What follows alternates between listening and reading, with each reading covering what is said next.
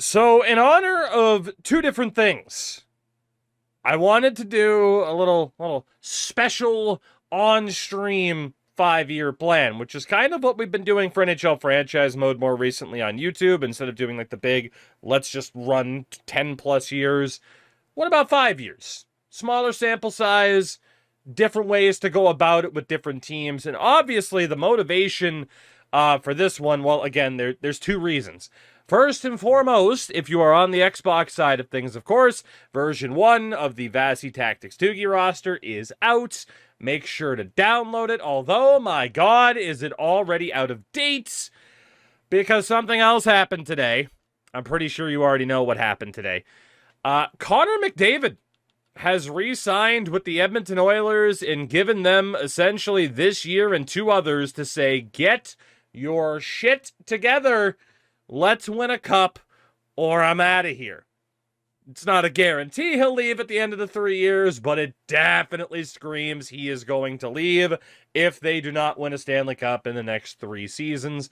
And rightfully so. It is the perfect way for him to solidify his legacy as an Oiler, even if he were to leave. Because if he were to leave at the end of this year, had he not signed the extension, I think there's some Oilers fans who would be pretty spicy, and they would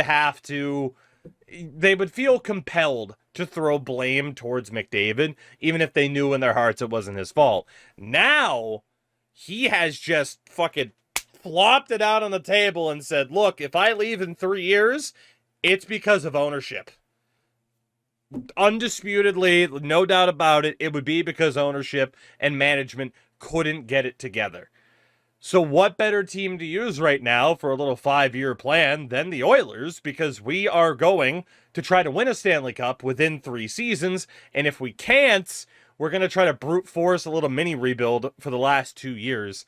They did also give Jake Wallman a raise, which, it's not the worst thing in the world to do, but obviously, Connor McDavid left a lot of money on the table. He essentially left a league maximum deal on the table for next year's offseason had he not signed. So, I mean, it is something. And to Wheel's point in chat, this is going to really affect how a lot of people view free agents and everything like that, or pending free agents, in terms of, well, Connor McDavid took a discount, why wouldn't our guy take a discount?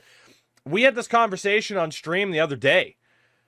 Connor McDavid, what is it about? Is it about winning? Is it about money? Yes, he's still getting paid $12.5 million against the cap, but he made it quite obvious. It is about winning, and it is about winning in Edmonton. And in terms of their ability to do that, well, let's look around the league, right? They've made it to back-to-back Stanley Cup Finals, lost to the Florida Panthers twice. I don't put it past the Panthers to be able to three-peat, but Matthew Tkachuk is very banged up. Sasha Barkov is now going to miss the entirety of the regular season unless he has a John Cena-like superhuman recovery. So the Panthers are not unbeatable, which they kind of looked unbeatable just a month ago, really, before, even just like 2 weeks ago, before the Barkov injury. It leaves the door open for a team like the Edmonton Oilers to try to make something happen. Obviously, you can look at the roster and be like, okay, can they trust Skinner? Can they trust Pickard? Connor Ingram, why not have another Connor? Defensively, God, Darnell Nurse is getting paid a bunch of money. I hope he can be better. Like, if this team lives up to the sum of their parts, now that the Florida Panthers are missing a key piece like Barkov, man, they have to be the cup favorite. They have to be. But it's again going to come down to the depth of it all and whether or not they can step up and deliver. Like, can Kasperi Kapanen have his another strong run? Is Isaac Howard going to turn out to be one of those missing pieces and actually really, really help out this team? And then obviously McDavid, Draisaitl, Again, it is definitely a team that has the ability to win the cup, but again, you need your big players, you need everybody to play to the best of their ability, really. You need to stay healthy. What's the goaltending going to look like? So there's definitely some questions, but as far as the video game is concerned, I think we do have a pretty good chance to win.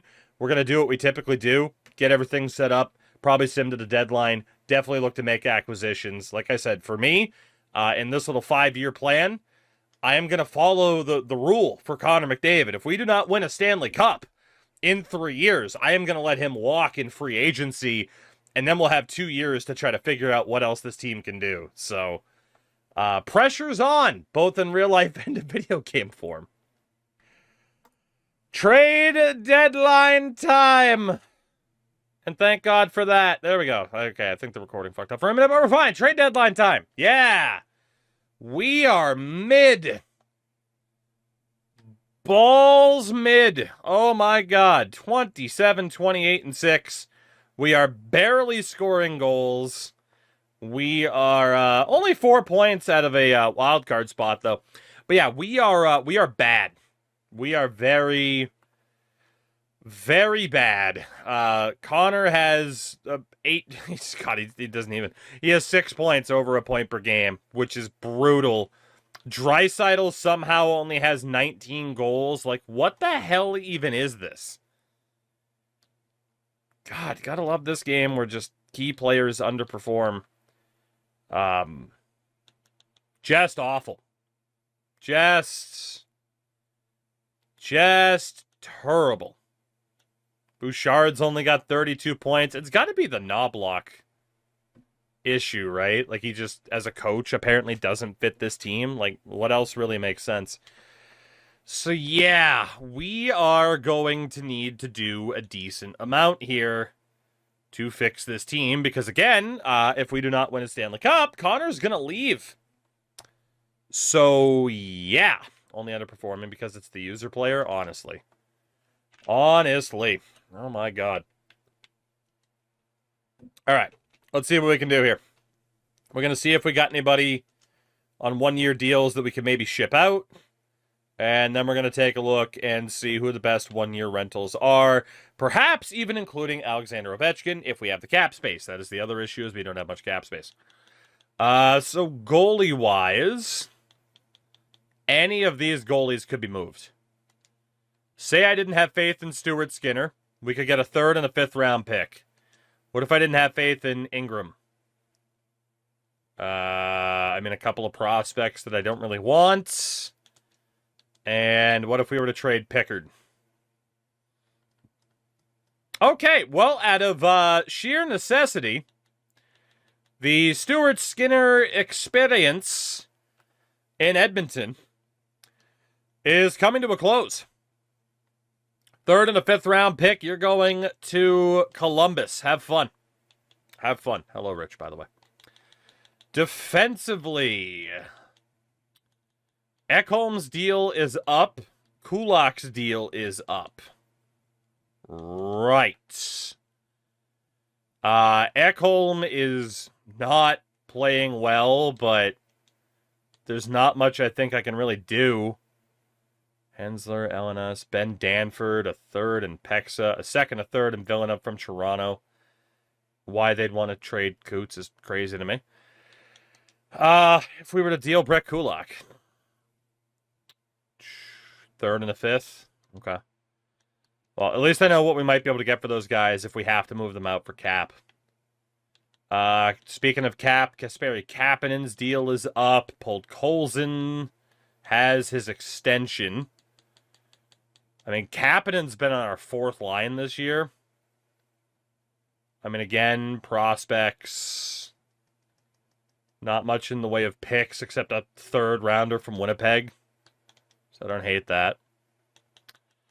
Let's see. Mangiapane's got a no-trade clause. God damn it, Trent Frederick is signed for so long.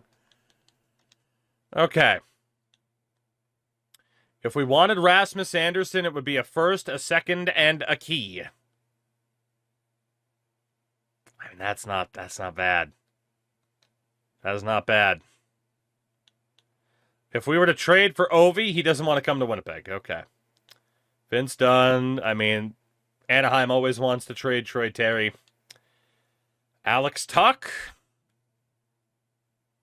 First, a third, and Yevseyev. A key, a second, and a third. I mean, Alex Tuck would be great for the forwards, honestly. That might be the right way to go. I should have double-checked certain elements of this team before we got into the deadline, but it's okay. It's like, God, like, Frederick's terrible. I mean, like, Kapanen could definitely be replaced. B Major, 48 months. Thank you very much for that, my friend.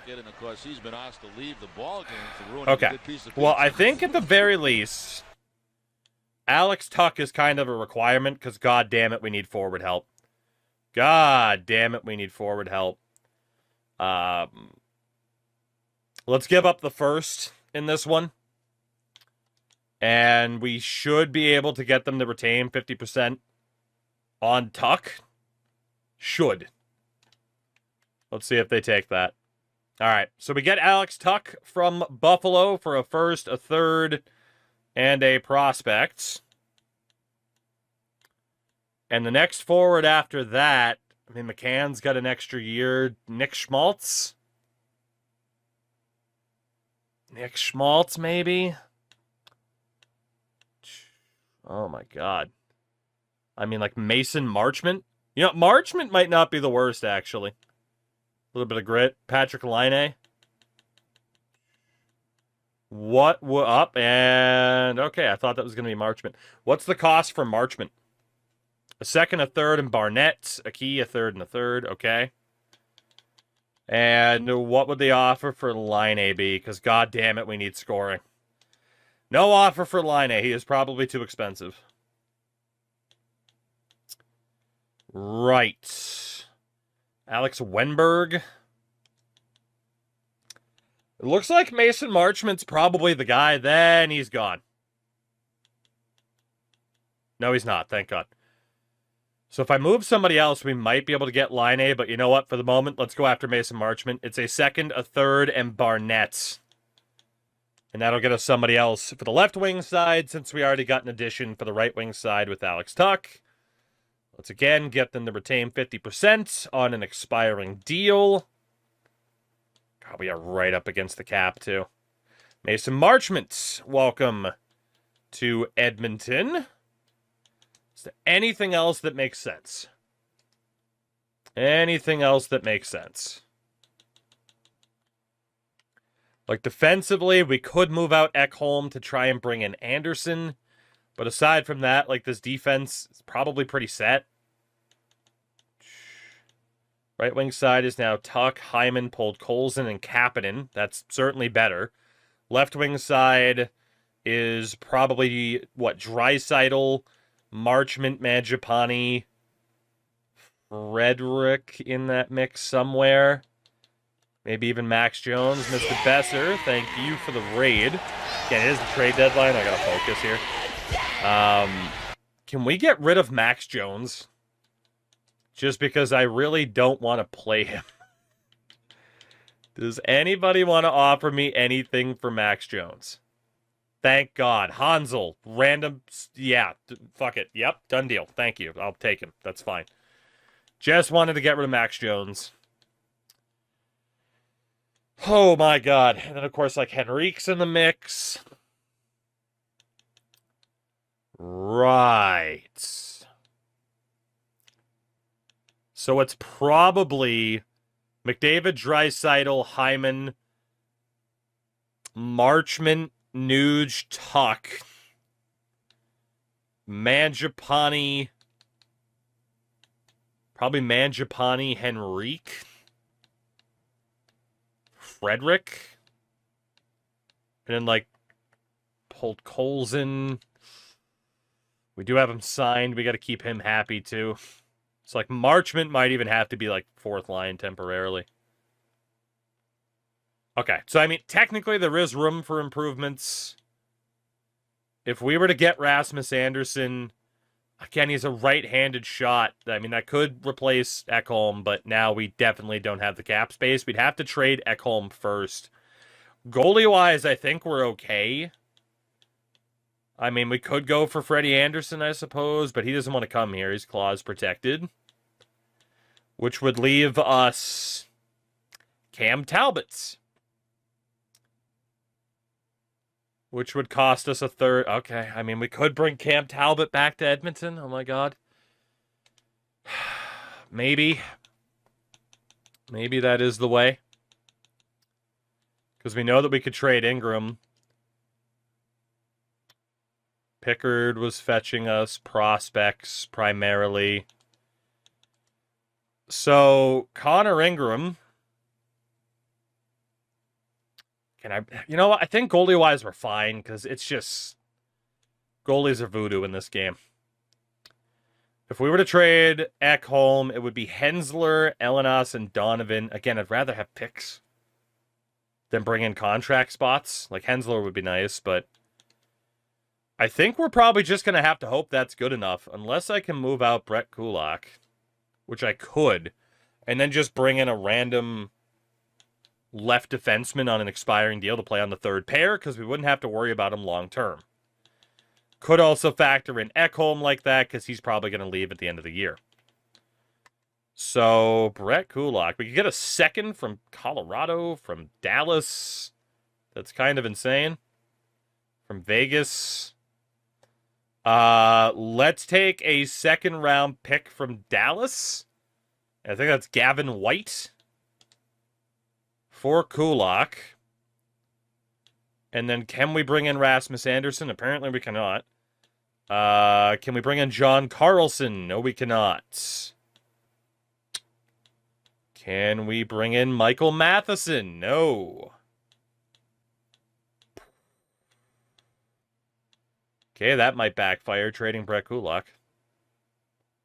That might backfire. Jacob Trumba! No. Jamie Alexiak? I mean, Alexiak is technically an upgrade. It's a second, Polt Colson, and a seventh. We're going to stay a little bit loyal to Polt Colson for the moment.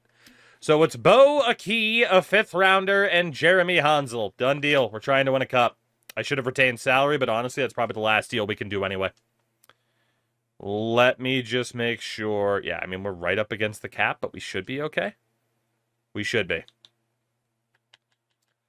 Okay. I mean, we definitely have improvements brought in. Tuck, Marchment, Jamie Alexiak.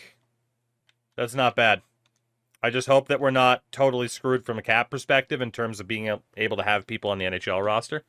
I think we should be okay, though. Jet Greaves is on waivers after that trade, and we will immediately claim him. Thank you, Columbus, you big dummies. Congratulations on paying the stupid tax. So Ingram, Pickard, and Greaves, somebody's going to be able to hold the fort down. Defense, Bouchard, and probably Nurse, Wallman, Ekholm, Alexiak with Emberson. I don't hate that. And then I think we will mostly be okay. Yeah, it looks like we're going to be okay from a cap perspective, so God help me if this team doesn't make the playoffs. Well, I don't want to say we're getting E8 in Season 1, guys, but we are currently 5 points out of a playoff spot with 2 weeks left to go. Even with the deadline pickups, it looks like we might miss the playoffs. Which is insane. Which is just absolutely insane.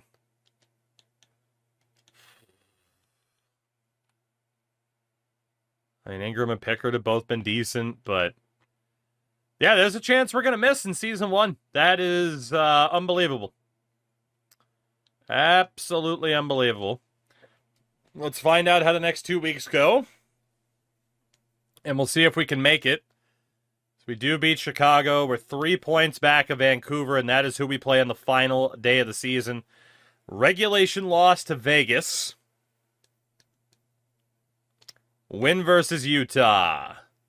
A regulation loss to the Sharks. We're going to miss the playoffs in season 1. That is insanity. Just completely and utterly EA'd. Yeah, we have missed the playoffs. Well, year 1 of 3 of Get a Stanley Cup with Connor McDavid is going to go down as a complete failure. Despite big-time deadline acquisitions, we finished at 37, 36, and 9. Maybe I should have fired the coach mid-season, but there's never even any good coaches available. So, yeah.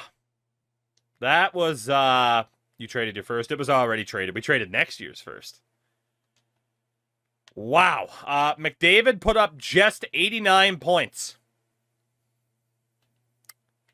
Leon Draisaitl scored just 31 goals. Cool. Yeah, how did Marchment do once we acquired him? 11 points in 19 games, 1 goal. Alex Tuck, 7 points in 19 games, -7. All right. Evan Bouchard, who is normally just unbelievably goated, put up 49 points. God. And in goal, I mean, between Ingram and Pickard, we got good goaltending. Like, it wasn't a goaltending issue. It was an everything else issue, apparently. Kucherov led the league in scoring. You only had 4 guys put up at least 100 points. So, I mean, scoring was just down in general. But, yeah, that is a massive disappointment. Just 2 guys hit 50 goals.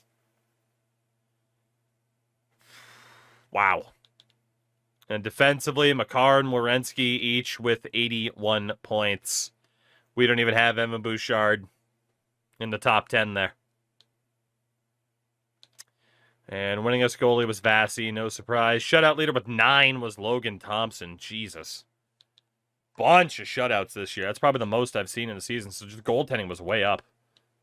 Shesterkin was great. Vasi was great. Dostal pretty good. And for the rookies, no surprise, Demidov gets the win. No surprise at all. Oh, my God. The winner of the Stanley Cup in Season 1, the Tampa Bay Lightning, are back on top. They fought with the Florida Panthers enough to... God, remember when people freaked out because Tampa... God, it was Tampa this year, wasn't it? That just got really, really feisty in the postseason with Florida, and people are like, oh, scumbags, cheap shot artists, as if, like, you know, the Florida Panthers haven't won the Stanley Cup, how they've won the Cup. Like, admit to what you are, you know? Well, there you go. I mean, apparently that preseason brawl paid dividends.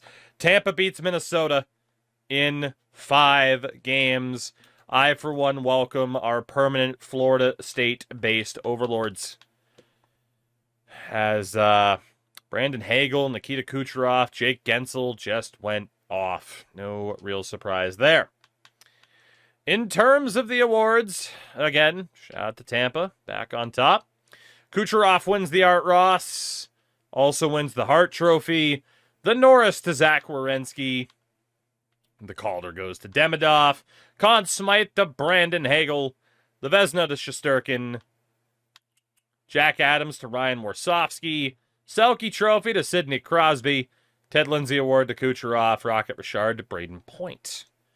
The AHL, Bridgeport Islanders won the Calder Cup. Barabanov was the top point getter, also league MVP.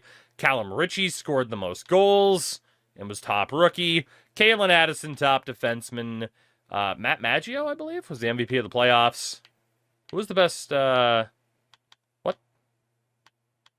Am I blind?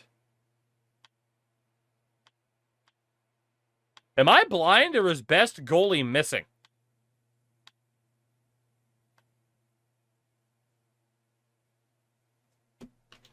Points, MVP, goals. Rookie. Defenseman. Was there just not a goalie of the year?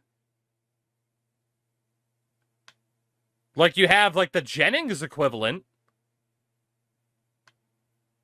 What?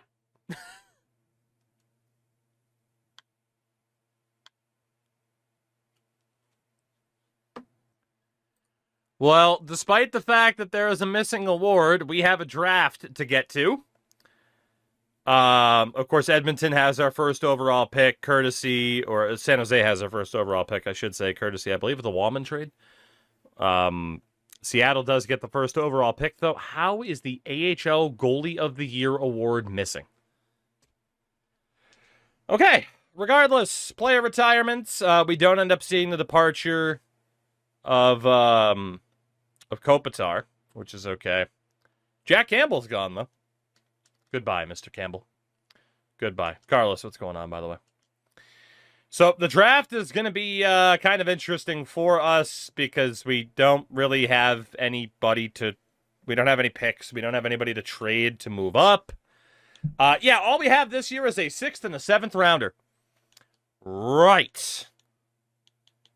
Right. From a goalie perspective, can I get anything? It's impressive how much of an oversight that is. It's not even necessarily an oversight because it wasn't broken earlier this year, to my recollection. To my recollection, it wasn't broken. Honestly, yeah, these goalies, we're just not getting anything here, are we? We got a couple of fringe options that aren't worth anything. Obviously, Emil Vinny, we got to keep. Defensively, I mean, we could trade Ekholm's signing rights, but they're not going to be worth anything. Like Riley Kidney, Dylan James. Yeah, we'll just leave him. Wallman's going nowhere. Nurse is going nowhere. Can we get anything for Alexiak signing rights? Not really. Yeah, I don't think there's going to be much we can do. I don't think there is going to be much that we can do here. It really just means no goalie was worth the award. I guess. That would be a first. We could get rid of Emberson, but we won't. Yeah, no, this draft is... Nothing's going to happen.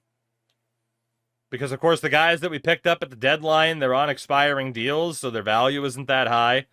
I'm probably not trading Howard or Savoie to move up in the draft. It is just what it is. Because we really don't, of course, have any crazy prospects here either. We already traded Boakey to try and win. So the only moves really would be Howard or Savoie. I mean, they might make the team for year 2. Lord knows we need help on that left wing side. So, yeah, unless we wanted to trade up to, like, pick number 12, which, again, would probably be decent. You know, like Ryan Lynn, Daxon Rudolph. I mean, yeah, let's just, we'll see how the draft plays out. But, yeah, I mean, there's just nothing we can do. This is what happens with the going all-in approach. So, 6th round... do we have anybody? Anybody at all? We got a couple of people that we might be able to take a shot on here. But that is about it. Yeah, that is about it. There is a guaranteed medium bottom 6 in Gage Biggs. Mats Naslund! There's like this tall! Long-term fans remember. We could just take Jackson Gaucher. Gaucher. If we wanted to. But, when in doubt, let's aim for, Bradley Vivieros. Why not? That's why. He's trash. And our 7th round pick. Pick number 202. We could draft a McKinnon. But we will go for Tyler McFarland, who is a medium 7th. A great draft here in Edmonton, by God. So as far as the Oilers are concerned for Season 2, this is what the lineup is starting at the moment. Draisaitl, McDavid, Hyman, Savoie has made the team with Nuge and Isaac Howard. We'll have Frederick, Henrique, and Mangiapane. As again, Henrique was signed, 1-year deal, 2.1. We had to use a no movement clause to get the price down. Nick Delorier with Matthias Janmark and Vasily Podkolzin. We'll see if the chemistries change. I still got to check the coaches. Obviously, we're giving Savoie and Howard a good opportunity, and hopefully they can kind of carry the weight before we probably get somebody at the deadline. Defense is Nurse, Bouchard, Wallman, and Luke Shen brought in to replace Ekholm, who, again, we needed another right-handed shot, and at least Shen can hit the hell out of people. Speaking of hitting the hell out of people, Arbor Jacki alongside Ty Emberson. Goalies. We picked up Anton Forsberg from LA because the AI is dreadful still. Absolutely dreadful at not signing their players. They have space. They have the cap because it's an entry-level deal. They don't know to sign their players. So they let go of a goalie. They did have 6 goalie spots, so yeah, with LA at least, we brought in Forsberg to be with Jack Greaves, who again we got on waivers last year, so we'll see what happens there. And then the AHL, again, is just a bunch of veterans because we don't really have any prospects left. And, Savoie and Howard are the final 2. And if they can't cut it, they're probably going to have to be traded for replacements to play alongside Nuge. So we can hopefully at least make the damn playoffs this year. We got 2 years left with Connor as it stands. That extension is kicked in. We are running out of time. Well, we're in a better spot right now than we were at this time last season, but it's not great. 31, 26, and 4. Currently 5 points out of the playoffs with the Kraken having 3 games at hand. Yikes. Yikes. Oh my god, man. What the hell are we going to do here? Who's the worst owner in the NHL currently? I don't care. Who's the best owner in the NHL currently? That's the real answer. Oh, God. Okay. So we still have the issue of Draisaitl not scoring as much because McDavid and Hyman are taking goals away from him. Hyman, though, at some point over the last month, has dropped from a first-line forward to a second-line forward. That opens up the possibility for us to move up Isaac Howard. So that's good news. Also, Trent Frederick's apparently playing like an 85. And Paul Colson's now a third liner, but there's really nothing I can do about it. Unless we were to, move Mangiapane, but his no-trade list is insane. Frederick's certainly not going anywhere. So I think Paul Colson's just going to have to be a little bit mad. Yeah, we can't even move Henrique. So yeah, unless I find a way to move Mangiapane to move up Paul Colson. There's not too much we can do. I'm honestly not too upset about pissing off Mangiapane because he's probably gone at the end of the year anyway. But we are stuck with Paul Colson for a little bit. Because again, I like to honor the contracts that the AI signs. So moving forward, if we don't do anything for the forwards at the deadline, this is probably the setup. Probably. I guess in theory, we could go with something like this and try to find a second-line center or left wing by playing Savoie with Paul Colson and Frederick. So yeah, maybe a second-line left wing, third-line center, one or the other. And then defensively, Nurse is doing okay by Darnell Nurse standards. Bouchard is still just not a huge point getter. That's crazy to me.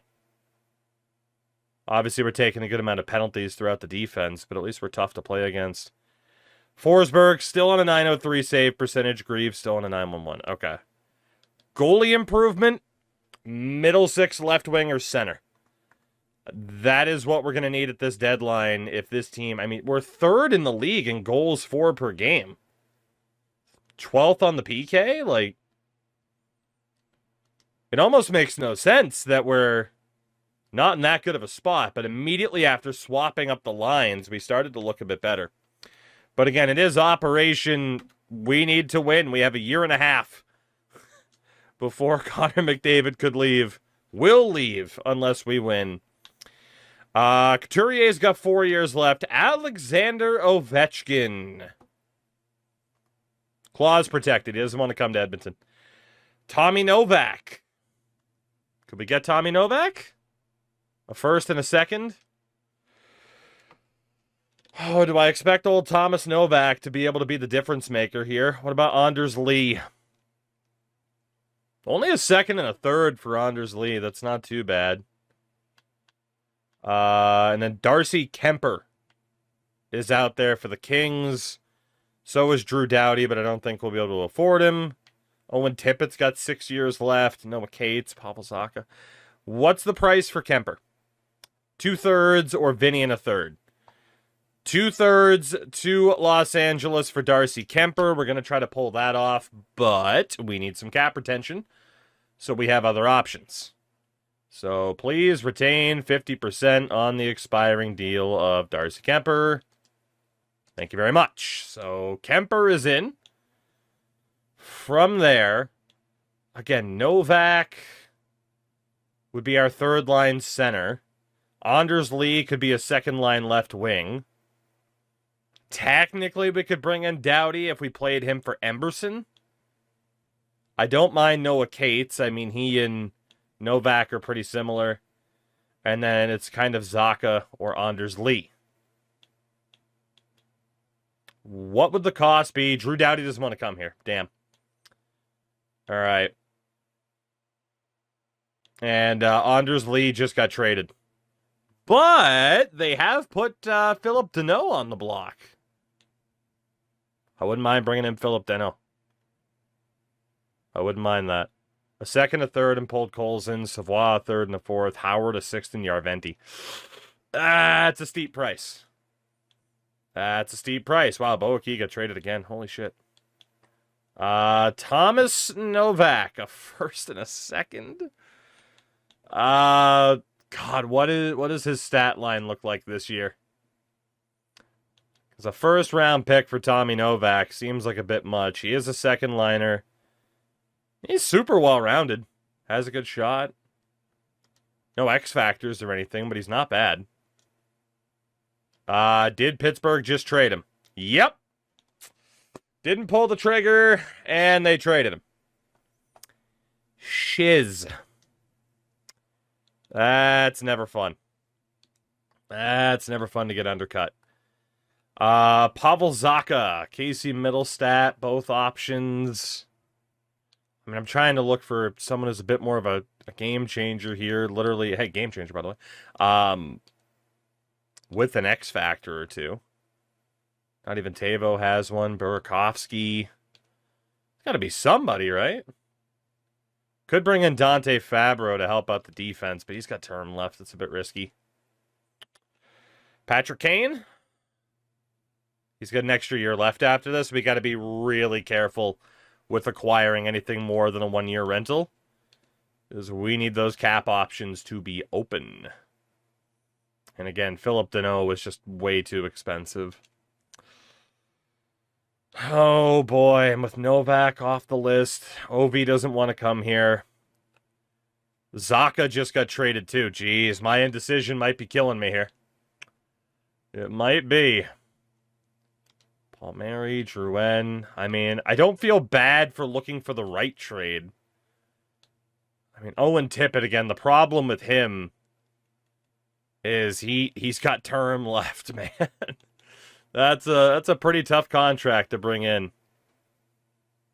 I mean, Noah Cates as a defensive forward, that's not the worst idea. Kevin Hayes. Okay, well, unless we went for someone like Owen Tippett, we're not getting this major game changer to hopefully help us get it to the playoffs. I mean, it's just, unless we go for like Lawson Krause, who at least has truculence, you know, we get a little bit more mean. That's about it. That is about it. Would be Lawson Krause. Okay. Well, at least we brought in Darcy Kemper. Couturier's got too much term left. Doughty doesn't want to come here. Tippett just has a bit too much term and a bit too big of a contract.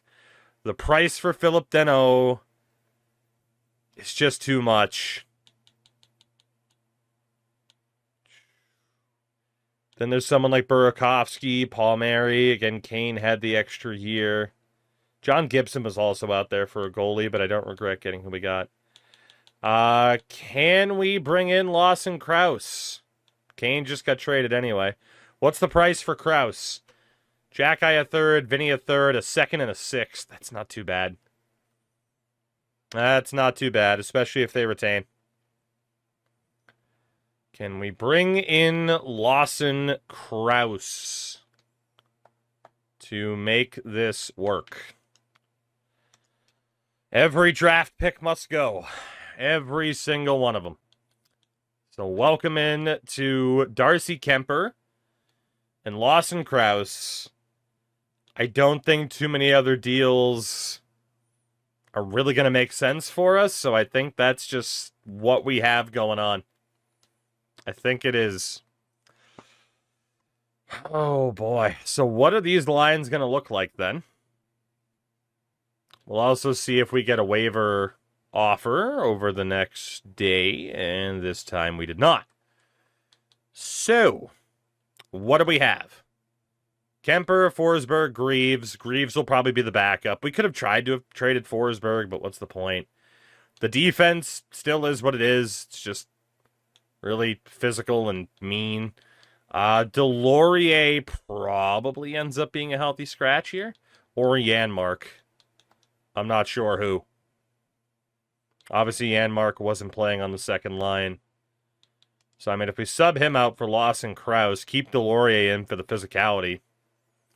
Krause, Nuge, Hyman, Frederick, Chavois, Polk Olsen. I mean, Frederick's going to be here more long-term. Let's give Trent Frederick that chance first. And it's not bad.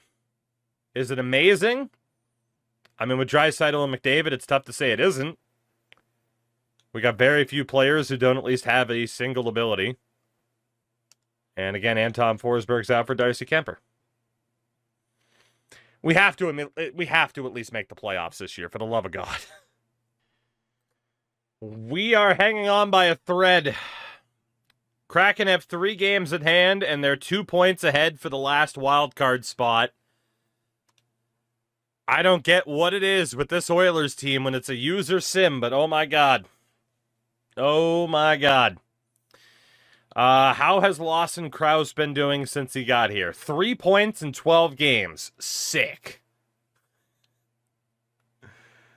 Oh my God. Of course, the penalty minutes of Nick Delorier, but again, we have a good PK. Could put Janmark in there.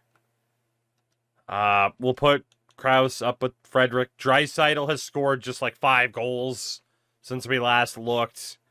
At least McDavid is scoring, but yeah, splitting up that top line hasn't necessarily helped.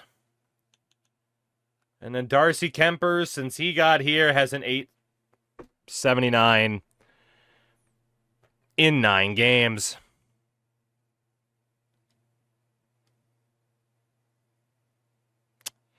Okay. So we are cooked. I mean, God.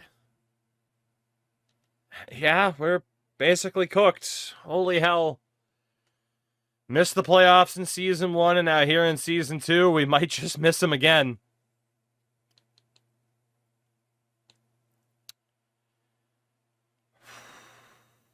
I can't believe Lawson Krause is playing that poorly. I mean, we are what we are. We're past the deadline. We just got to hope for the best. We got to hope for the best. Can we beat Winnipeg? Yes, in a shootout, but a win's a win. 7th in the league in goals, 19th against, 2nd power play, 21st PK. Okay, so the PK is maybe not as strong as it was previously. All right, Minnesota. We are 2 points back of the Kraken, who have a game at hand. Can we beat Minnesota? Yes. Oh, the Anaheim Ducks. Tied with Seattle in points. They still have that spare game to play. Can we beat Anaheim? Yes, thank God. We have a chance. Mercifully, we have a chance. The St. Louis Blues, we are 1 point behind Seattle with 3 games to go. Can we beat the Blues? No. And now, all of a sudden, that wild card spot belongs to the Blues on 88 points. We're still 1 point out with 2 games to go. I mean, what do we do? Like, we could take some of the physicality out of the lineup, but we don't have anybody in the minors to really call up. And Cam Atkinson, like, it's just, we are what we are. I guess I could take Delorier out for Janmark. That's about it. Honestly, I do wonder. We go best lines really quickly. Let's get Howard back on that top line. We need to get Zach Hyman back over here. Only reason I wanted to do this was just to see if it would change up the special teams and maybe it would paint a bit of a prettier picture. But yeah, Janmark will be in, and then defense, we're still going to go Nurse, Bouchard, Wallman, and Shen. Yeah, that works. And Darcy Kemper, you are definitely not factored into the equation because, oh my God, you're terrible. This is right down to the wire. Can we beat Nashville?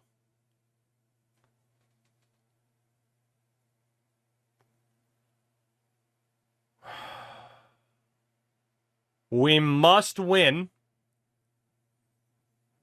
and hope that we have tiebreaker over Anaheim.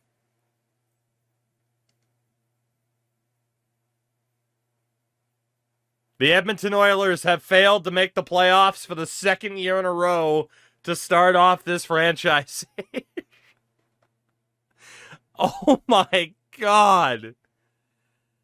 Which means season 3 is cup or bust. Otherwise, Connor McDavid will leave Edmonton in free agency. 42, 35, and 5. McDavid led the team with 109 points. Draisaitl scored just 28 goals. I do not understand why he is not scoring unless McDavid is taking that much away from him, apparently. I mean, Zach Hyman scored 35 goals. Howard and Savoie were okay. How did Lawson Krause do once he was acquired? 8 points in 18 games. Not great.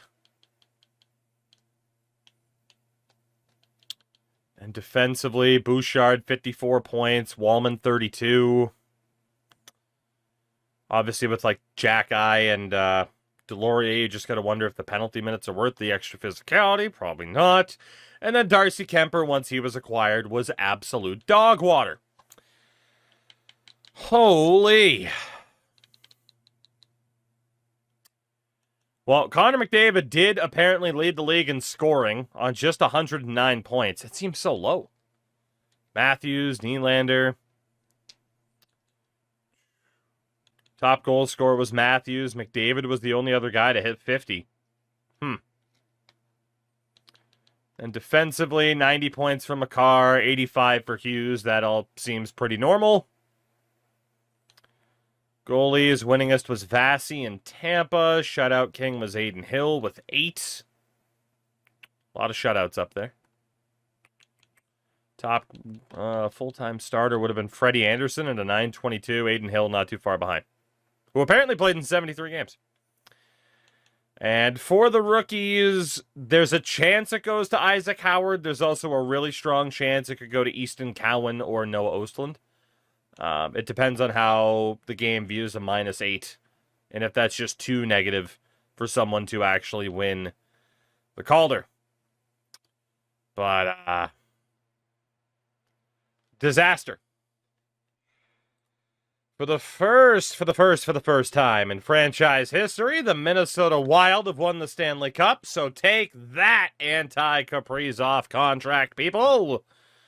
And the Bridgeport Islanders won the Calder Cup. Don't worry, we won't be able to look at the goalie of the year in the AHL again. But, yeah, Minnesota getting it done, beating Ottawa in 6 games. Dude, Ottawa's making the Cup final. I can't even make the playoffs. San Jose has made the playoffs before I think twice, no less. The hell is going on in this save, man? But I mean, yeah, pretty much their core intact. Like, they added Pajot, like Liam Ogren's there, but Ogren, whatever it might be. In terms of the award winners, again, we've had Tampa and Minnesota winning the Stanley Cup so far. Art Ross to Austin Matthews, Hart Trophy to Austin Matthews. Quinn Hughes wins the Norris. That's a bit surprising. Bing the Nylander. Calder to Noah Ostlund again. Told you it, yeah, told you the plus minus still matters a lot. Kirill Kaprizov wins the Conn Smythe. The Vezina to Aiden Hill. And Jack Adams to David Muse. Sidney Crosby wins the Selke again. Ted Lindsay award to Austin Matthews, as well as the Rocket Richard. Just give him everything. In the AHL, Anze Kopitar scored the most points. All right, there you go. He just wanted to play one season in Colorado. He was also league MVP. Kevin Stenlund scored the most goals. Top rookie was Moros, while Sam Dickinson was best defenseman. And the top goalie award is back. Last year, it was awarded to San Diego Gulls. Let me just take a screenshot of that. Jacob Fowler, your AHL goalie of the year. I think it's Matt Maggio, isn't it? MVP of the playoffs. This game, never a dull moment on this. Well, that's not true. The conversation system can be a dull moment. Never a dull moment with this video game. Never a dull moment as the Red Wings have won a draft lottery. First time in a century, basically. That is crazy. And, of course, Buffalo will have the 15th overall pick, courtesy of our selection.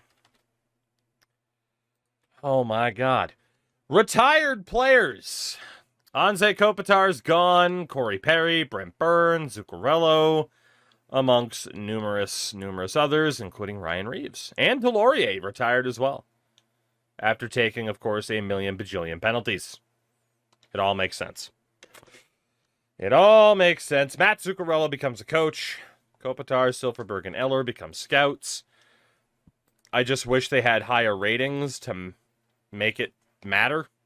Oh, we're doing this Got again. the Silfverberg, he was apparently ours. Prophecy, 10 months. Thank you very much for that. You are just in time for a draft with us having no draft picks. It's going to be a great time. Is there anything, much like last year, that we can even do? We do have a second rounder, 2 fifth rounders, a 6th and a 7th. Right.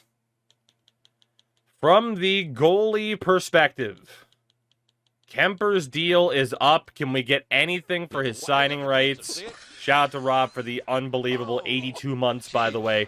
Tremendously appreciated. I don't think we're getting anything for anybody. I mean, unless we wanted to move Jack Reeves. It wasn't even that bad. Did we want to move Jack Reeves? 7th rounder? Honestly, we will take a 7th rounder for Jack Reeves. That's fine. We'll get whatever the hell we can for some of these people. Defensively, of course, Shen won't be able to be dealt. Emberson's deal is up. Jack-Eye still has a bit of value. 89 trade offers. Good Lord. I mean, honestly, flipping him to get a 3rd and a 6th is not the worst thing in the world. Is there an offer of a 2nd round pick? I'd rather have picks than prospects, honestly. Is there an offer? There's a 3rd and a 5th from Minnesota. 3rd and a 5th from Minnesota might be the best that we get here. Ottawa offering similar. Sending Arbor Jack-Eye to Ottawa would be pretty funny. It would be pretty funny. Or Tampa, for that matter. I mean, the problem is, obviously, physical defensemen. Did I expect him to take a lot of penalties? Yes. But obviously, like, it turned out to not necessarily be worth it, like, all that extra physicality. Arbor, have fun in Ottawa. Thank you for your 1 year of service. We have basically nothing else to get rid of. Right wing side. We basically have nothing to get rid of. Left wing side. I mean, Lawson Krause's signing rights. Mangiapane's deal is up. Basically nothing to get rid of outside of Lewandowski. And then down the middle, bunch of expiring deals. Yeah, we got nothing to get rid of and really no way to trade up in this draft. So, yeah, all we can do is just sim ahead. Make the picks basically for what they are. Miss out on a medium elite goalie, which, in fairness, we didn't really need. But yeah, let's see what's out there. I mean, a couple of players to potentially take a risk on, but nothing guaranteed except a low elite and Jonas Clarkson. There's no way Continent's actually an enforcer, but that would be insane and hilarious. There's a medium 6 Robinson Pajot. Okay. Any of these players, are they decent? Mogilny's the only goalie that we know about. He's 5 years out. Sponge is unconfirmed, so who cares? Defensively, Oliwa, 5 years out. Kolzig, unconfirmed NHL ready. So right now the pick is Kolzig, just to hope for the best. Sammy Nelson, ooh, confirmed 2 years out for Sammy Nelson. Okay. Right. Left wing side, 3 years, 3 years, 5 years, and 4 years. And then down the middle, Pajot, 5, 4, 5, and 3. So it is either 18-year-old American Sammy Nelson, confirmed 2 years out, or we take the risk for the German goaltender playing for Djurgården, Lukas Kolzig. It's got to be Kolzig. We got to take risks. Nelson's good, but man, we got to take risks. The fact that Nelson wasn't even picked yet is insane. Like, why is everybody else waiting for him, you know? We're going Kolzig. I just gotta hope. Didn't pay off. That is okay. Like I said, it was worth the risk. I mean, 17, almost a 70, and a low 4. Like, it's not horrific, but obviously it's not a home run. It is not a home run. Nelson was a high 9 at a 70. Yeah. Fair enough. Fair enough. I don't really care about projected pick. That doesn't bother me too much. But the risk didn't pay off, and that is okay. For the other players, I mean, we might as well go for the gem at this point. 5 years, 4 years. Yeah, basically. The Finn. Kari Kontanen. Come on down. Are you decent? 53 low elite. Maybe he'll grow. Probably not. The 5th round. Clarkson is still there. Confirmed low elite, so we'll definitely take him at a 50. It was bound to be the long shots that we mostly needed. Was he, that's right, he was the enforcer. I didn't even notice he was confirmed. And Schaefer licked Booth. You keep that to yourself. Right. Well, let's go for Alex Schaefer. And God, there's no way you're going to be that good because you're projected so low. Same for Booth. Screw it. At this point, it doesn't really matter. Are there any real players? I doubt that, too. Braden Klimpke. Come on down. God, you're terrible, apparently. I mean, from here, you know what? I mean, we could just simulate the picks from here. I don't even care. I don't even care. And they're basically not even worth trading. So we'll see if it gave us anybody down the stretch. But the first round for the year 2 draft, Landon DuPont is a Red Wing. Alexi Joseph goes to the Boston Bruins, which I would be very, very, very, very happy about. So I hate to, again, I hate to say this, but to recap, my soul is a bit crushed by this game again. In franchise mode games for the calendar year of 25, it's been a rough year. NBA still has eras, hasn't been touched. So it's like, well, it hasn't improved, but at least it's half decent. MLB, they're getting better, but God, the trade logic still needs to be adjusted horrifically. Madden, player progression is absolutely horrific. And you need to use heavy sliders to not have, 1790 overall quarterbacks by year 2. College football took a big step back this year. And NHL franchise, despite the fact it wasn't touched, I mean, I don't know. I felt like this issue was improved at one point, but now not really. So here's what I'm talking about. Year 2 free agency. Yegorov, New Jersey Devils prospect. High starter. Unsigned. They didn't sign him. So you do the usual. Okay, they have cap space. They have contract space. Maybe they have 6 goalies. No! They have 2! The AI just lets go of a high starter goalie for no goddamn reason. None.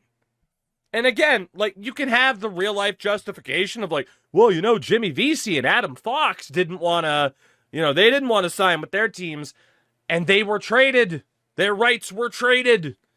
So you can't have that defense for a system that's clearly not a part of the mode because it just doesn't exist. Okay, you can find real life examples, but the mechanics are not in the game to replicate that. It's bad enough when the AI lets go of high fringe guys. The Anaheim Ducks letting go of Elijah Neuenschwander. You can take a guess of what they're going to look like. 38 contracts, $11 million in cap space, just 3 goalies signed. And then Pittsburgh, Gabriel Daig, we just signed him too. Pittsburgh, 5 out of 6 goalies signed. They have cap space. They have roster space. It's just...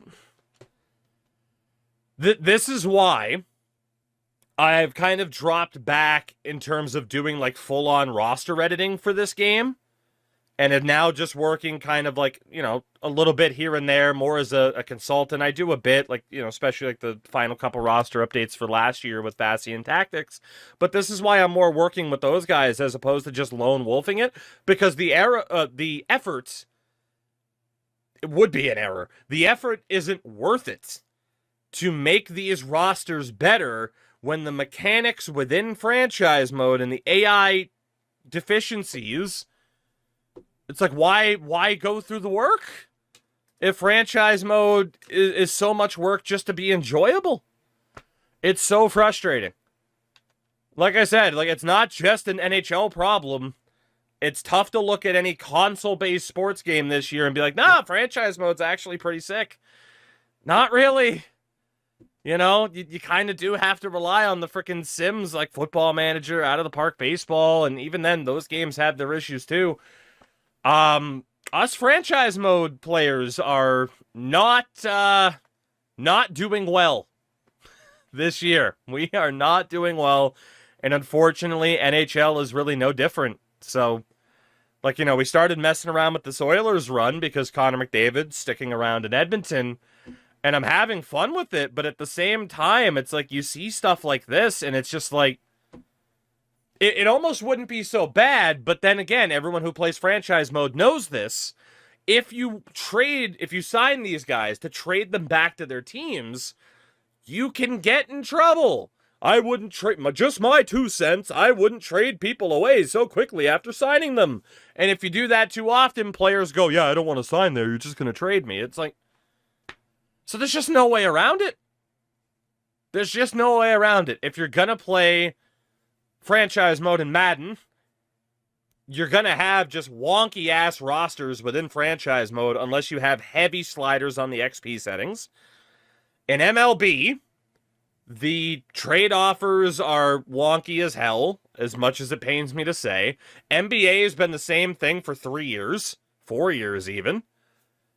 And then NHL, it's the AI are just goddamn brain dead when it comes to building a team, and they'll still perform better than a user team most of the time. Yes, because the odds are, well, 31 against 1, but also they could have drastically inferior teams over human-created super teams, and all the time on the fucking EA franchise subreddit, I'm still seeing people be like, why is my team that looks like this losing? This is why, because the AI is dumb, and it doesn't matter that they're dumb. It doesn't matter at all. I'm just sad, man. I'm just sad. All right, I mean, season 3, like, we are set up decently well. I am still immensely disappointed by the state of this game, as I've mentioned repeatedly now. But if we do sim this season, which we probably will, we're going to roll with Nuge, Dry, and Howard, Savoie, McDavid, Hyman. Again, if we lose this season, Connor McDavid is leaving in free agency. We have not made the playoffs through 2 years. Zach Hyman's deal would also be up. Third line is Frederick, Ryan O'Reilly, and Vasily Podkolzin. Fourth line is Toropchenko, Casey Cizikas, and Garnet Hathaway. Cizikas dropped a little bit since we signed him, but again, abilities. Defensively, Darnell Nurse with Evan Bouchard, Jake Wallman with Drew Doughty, who was the best right-handed shot in free agency. And then Ian Cole is also with Simone Benoit. And the best goalie in free agency was frickin' John Gibson. He will be with Samuel Janssen. So we'll see what happens with Draisaitl and McDavid split up, basically. And then the AHL, guys like Clarkson that we drafted last year. Bunch of AHL veterans, basically. Continent and Kolzig. Like, we got a couple of prospects here and there. And then obviously the goaltending is completely stacked because of everything we've mentioned before. All right, it's a new day. It's a new recording. Same season, though. For Season 3, we are at March 1st, of course, just before the trade deadline. And finally, we're actually a good regular season team with a 34-20-8 record. Now, obviously, this little playthrough hasn't quite gone as I had planned. I don't know how much I'll show from the issues, of course, that we were having with, like, rosters and just how the AI is still a bit frustrating. But ultimately, I am still very intrigued by this particular challenge, and we'll get a look here at how the boys are doing so far. Ryan Nugent-Hopkins, 9-35. It's not particularly great, but breaking up Draisaitl and McDavid, Leon starts scoring, which we desperately needed.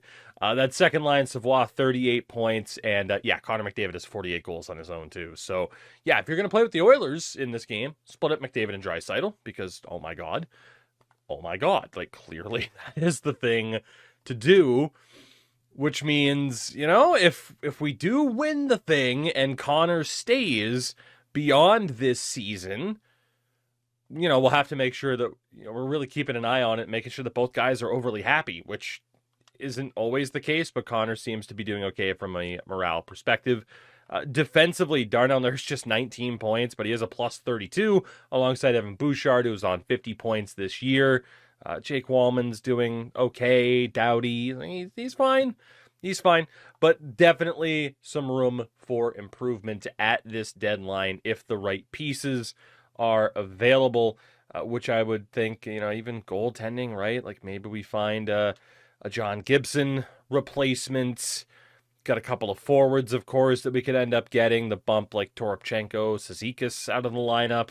And even if we could drop Drew Doughty down to third pair, that would be pretty good. So let's see what happens here. But again, I alluded towards it. I don't know how much I'll show from the editing of just me kind of going through and double checking like the AI and their contract management and their cap management. Their prospect management is still pretty rough, unfortunately. And of course, you know, in terms of them not signing prospects and stuff, but whatever. We're moving on. Again, I don't even know how much of that I'm going to show. So Mackenzie Weegar is the top player. Can't really afford him. I mean, you know, it is a good contract, though. But he is 34. He's got 4 years left, so 3 after this. That's a bit of a risky deal. What would the price be? Howard a first and a second. Yeah, that's not happening. Obviously, we're keeping Isaac Howard. Alexander Ovechkin making $10 million. No deals. He would finally come here, but he doesn't care to. Erik Karlsson, No deals, apparently. Might have to find those manually. Evgeny Malkin. Gino. 2-3 and Neuenschwander. That's not too bad. That is not too bad, even if he was on like the fourth line. Wenberg's making, 5.72. Yeah. Hampus Lindholm still got term left. And again, like if we lose McDavid, we want to make sure that for the last 2 seasons of this challenge, we have versatility with our cap. That is crucial. I mean, Connor McMichael's not too bad, but I don't know if we'd want to sign him full term. And Malkin was just flipped. Oh, my hesitancy every time. Tyler Toffoli, apparently no deals. What about Philip Deneau, who I tried to trade for before? A second, Lewandowski and Fisher. If we can get them to retain salary, having Philip Deneau as the fourth-line center instead of Casey Cizikas, no doubt that is an improvement. So let's see if Vegas can retain that salary. They don't want to retain as much. I will just add another pick to this. That's fine. What about a 4th rounder this year? Still no. What about a 3rd rounder? There we go. Okay, so we had to overspend a little bit, but it's Philip Deneau. It's worth it. Again, Malkin is gone. There isn't going to be a deal for Ovi. There isn't going to be a deal for Erik Karlsson. I mean, McMichael isn't the worst option in the world. One more look for Toffoli. Good old Michael Backlund, whatever you prefer. Alex Turcotte, Rickard Rakell, depending on the asking price. Pulled Coles in a 3rd and a 4th, a 2nd, a 3rd, and Yarventi. Obviously, Roby Yarventi hasn't made the team this year. It's going to be kind of diminishing returns from here. If we can get Pittsburgh to retain on Rakell, add him to the 4th line, and maybe even have him further up for the playoffs, I don't hate it. And they flipped him in the time it took me to add the retention. Damn you, Pittsburgh. Right. Anybody else? I mean, John Carlson for the right side. No trades found, apparently. You got Wallstead in goal. No deal. Damn. Not that we couldn't go out and get him, but obviously it's kind of nice to know, like, oh, okay, the AI is actually interested in what we have to offer. Is typically what I use this as a judge for. Cam Talbot, I think our goaltending is probably just going to be our goaltending then. There is Jeff Skinner. There is not Jeff Skinner. Don't we still have a 1st? I'm a bit surprised. What about Brandon Saad? Pulled Colson, a 2nd, and Gabriel Daig. Is Brandon Saad worth it? I don't know. I do not know. I mean, again, adding Deneau is nice. If we could get another winger, it really wouldn't be that bad. Maybe it is worth it. Seamus Casey just got traded. Brandon Saad just as a veteran. The thing is, he's not that much better than who we already have on the 4th line, So one more look. Mackenzie Weegar, no deal found. Ovi, no deal found. Erik Karlsson, nothing. Wenberg, nothing. Hampus Lindholm, way too expensive. Way too expensive. Connor McMichael, I think we're okay. Toffoli, one more try, not going to happen. And I think that's about it then. That is about it. I'm a little bit worried about the defense. That's for sure. Jeremy Swayman, he is at an 81 because he is pissed with the Bruins. So I'll do a quick little look through just to see if there's anybody. Odds are there isn't. And if I don't make another deal, at least you know that, Philip Deneau was our big addition for this deadline. Well, 49 wins isn't the craziest amount we've ever seen, but it was enough to not only win our division, but to be the top team in the Western Conference, primarily, I would say, thanks to 11 overtime losses. So things are looking up in terms of our chances to actually hold on to Connor. Obviously, the first step was make it to the playoffs. Now we got to see what might happen from there, right? But Connor had a great season, 111 points, 64 goals. Draisaitl up to 45, which for Leon Draisaitl standards isn't great, but it's certainly more than he's had in the first 2 seasons. since we took over the team. You had Nuge and Bouchard up there. Philip Deneau finishing with 26 goals. Had 8 points in 18 games on the third line, which really isn't all that bad. Howard and Savoie both over 50 points. Even Ryan O'Reilly still did pretty well, all things considered. So is this the best version of a team we've put together in the past 2 years? I don't know, but it was the best performing team, so I'm not going to question it. And of course, in goal, John Gibson doing better for us than he did, at least in his debut for the Detroit Red Wings. So we got that going for us. But if we take a look, it was Austin Matthews leading the way. Hagel and Kucherov were a ridiculous combination. And for goals, only one person had more than McDavid. It was Austin Matthews, and by 1 goal, no less. Defensively, Bouchard top 3 in scoring, much improved, but Cale Makar is essentially uncatchable.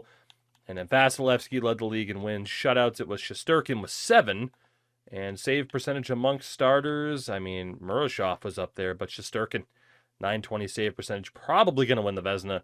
And Alexei Joseph is going to win the Calder unless it gives it to Furcus off of plus minus. So we will have to wait and see what happens. But, well, we do already... Actually, I don't know who the hell our opponent is because both teams in the wildcard spots finish with the same amount of points. So let's find out. It will be the Nashville Predators in the first round. Okay, so before anything else, the one thing I wanted to check, because it did reset the lines post-deadline, I did want to double-check the power play. And, yeah, it's not great. Just in terms of the setup, it's really not what you'd want to see. I'm a little bit surprised by how the game has it set up, actually. So let's go with, I think we had Zach Hyman in front before. Yeah, let's go with Nuge there. That works. McDavid distributor, all of that works just fine. Face-off wise, honestly, yeah, it's fine. It's fine. That works. I mean, that power play should be insane. Shout out to Lane Lambert, who is our head coach, by the way. We've had quite a few changes in that department. And then for that second unit, like, obviously, Zach Hyman needs to be in front. I don't think we need Philip Deneau and Ryan O'Reilly on the same power play, right?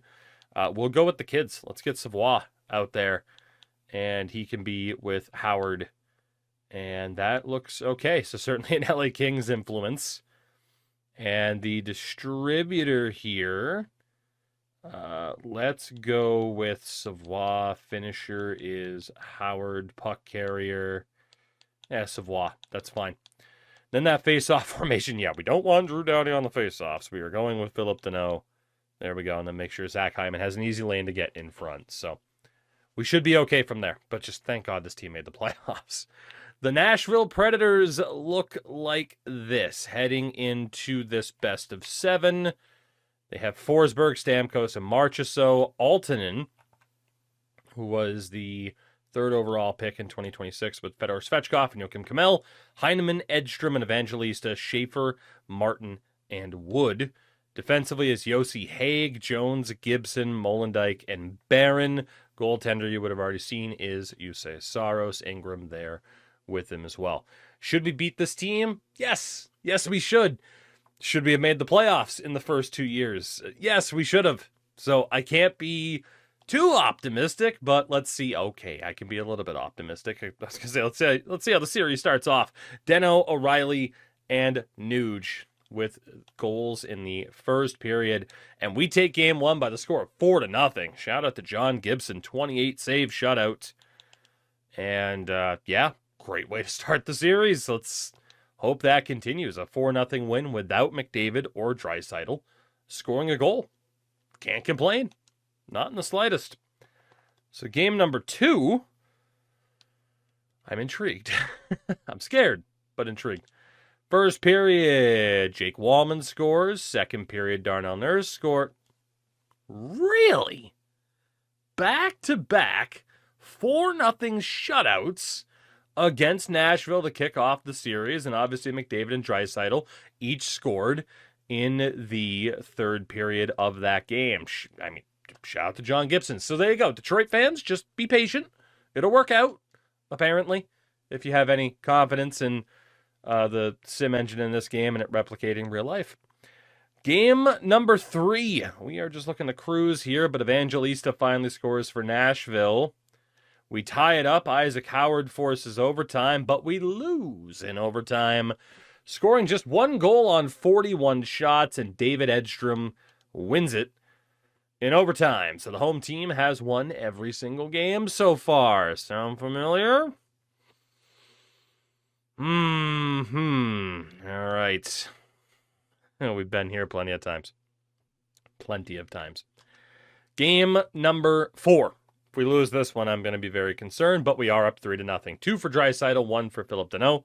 Second period with 4-0 lead is now a 4-3 lead. And thankfully, we do win the game. 6-4. John Gibson turning back into a pumpkin, but a hat trick for Leon Draisaitl, and we are 1 win away from making it to the second round with the fate of Connor McDavid hanging in the balance here. Game number 5, back on home ice. Can we seal the deal? 1-0 lead for Deneau. 1-1, and third period, the Edmonton Oilers have knocked out the Nashville Predators in 5 games. Great start. Great start. A team that we were definitely better than on paper. We took care of them relatively easily. Only game that we lost was in overtime. That's a good bounce back and a good return to the postseason here. And how about deadline acquisition, Philip Deneau? Outstanding. Nuge, Hyman up there. I mean, only person that did not register at least 1 point in the series was Simon Benoit.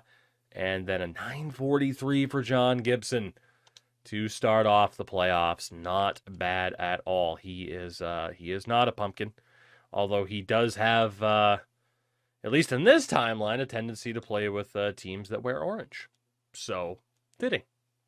Maybe. I don't know. Can you tell I'm just trying to bide time until we get the confirmation, the hilarious confirmation, that we are playing the San Jose Sharks in round number 2, who I think they've made the playoffs all 3 years to kick off this franchise, which is absurd.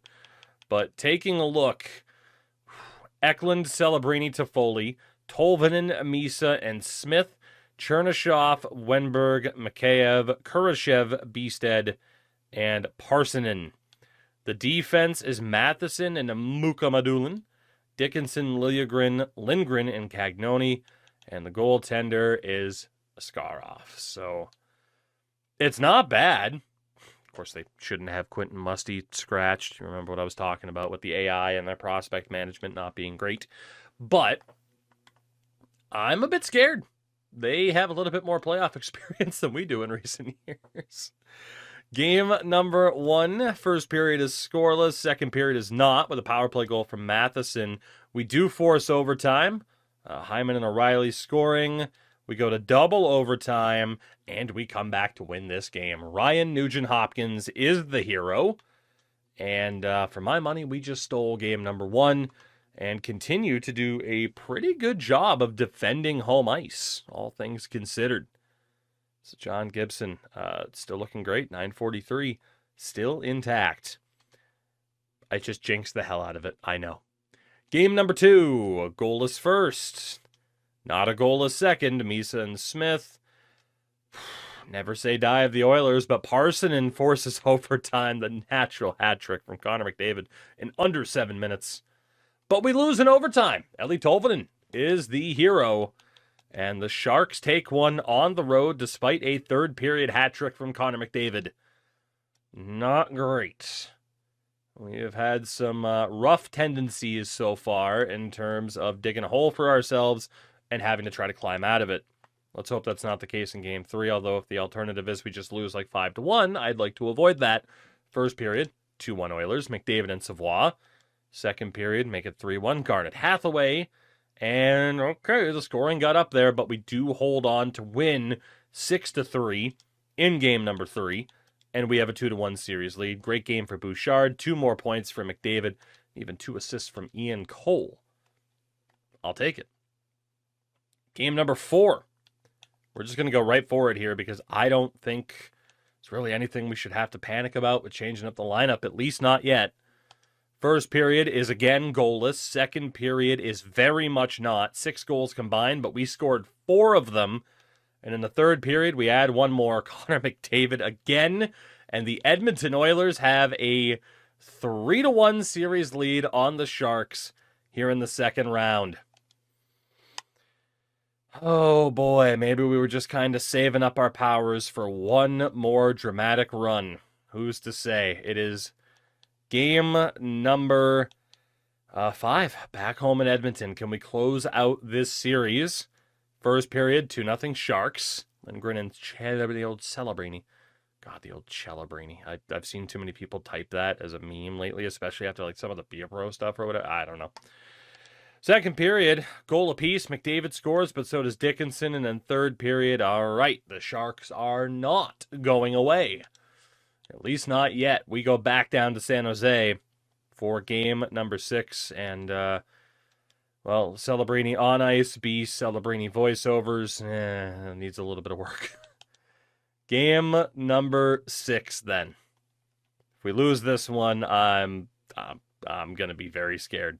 First period, 2-0 Oilers, Danault and Doughty. Second period, 3-0 Oilers. Third period, the Edmonton Oilers are going to the Western Conference Finals. Great series from the Sharks to kind of hang around and put a little bit of fear, maybe a lot of fear, into us, or at least me. But we advance, and we will be taking on either Minnesota or Colorado. It'll be Tampa versus Carolina in the Eastern Conference Finals. You got to look at the performance so far. Bouchard and Hyman have been outstanding. I mean, McDavid, Nuge, all of these guys at least a point per game, which is just so stellar. And then goaltending-wise, Gibson's still at a .928. We'll take that. A .216 goals against average. No complaint there.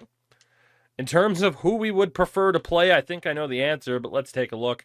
Colorado with Nichushkin, McKinnon, and Natchez. Novak, Nelson, Lehkonen, Marcus Johansson with Scott Laughton and Logan O'Connor. And then Roslovic, Kelly, and Veleno. Of course, in the time that I started this challenge versus when you guys are going to see this, this man is an Oiler. Go figure. He could have been in July. I don't know what the hell was going on with that. Defensively is Taves and Makar, Sherratt, Girard, Gulyayev, and Manson. Goaltender, McKenzie, Blackwood. Landeskog as a healthy scratch at age 35. The Minnesota Wild with Kaprizov, Malkin, and Boldy. So we know where Gino went. Ogren, Eriksson, Ek, Urov, Foligno, Pajot, Rossi, Kreider, Kopp, Middlestat. That's a franchise roster, but that's a good franchise roster. Defense is Brody and Faber, Middleton, Spurgeon, Bouillon, and Yerachek. Oh, God. And then Gustafson. Ooh, God.